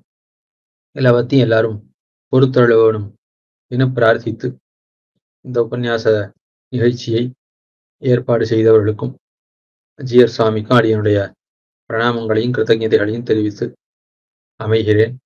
ஆழ்வார் திருவடிகளே சரணம், பெருமானார் திருவடிகளே சரணம், ஜிஆர் திருவடிகளே சரணம். பற்பமெனத்திகள் பைங்கழலும் தன் பல்லவமே விரலும், பற்பமென திகழ் பைங்கழலும் தன் பல்லவமே விரலும், பாவனமாகிய பைந்துவராடை பதிந்த மருங்கழகோ, பாவனமாகிய பைந்துவராடை பதிந்த மருங்கழகும், முப்புரி நூலோடு முன் கையில் ஏந்திய முக்கோல் தன்னழகும் எப்பொழுதும் யதிராசன் வடிவழகு என் இதயத்துள்ளதால் இல்லை எனக்கெதிர் இல்லை எனக்கெதிர் இல்லை எனக்கெதிரே இல்லை எனக்கெதிர் இல்லை எனக்கெதிர் இல்லை எனக்கெதிரே இல்லை எனக்கெதிரே இல்லை எனக்கெதிரே இல்லை எனக்கெதிரே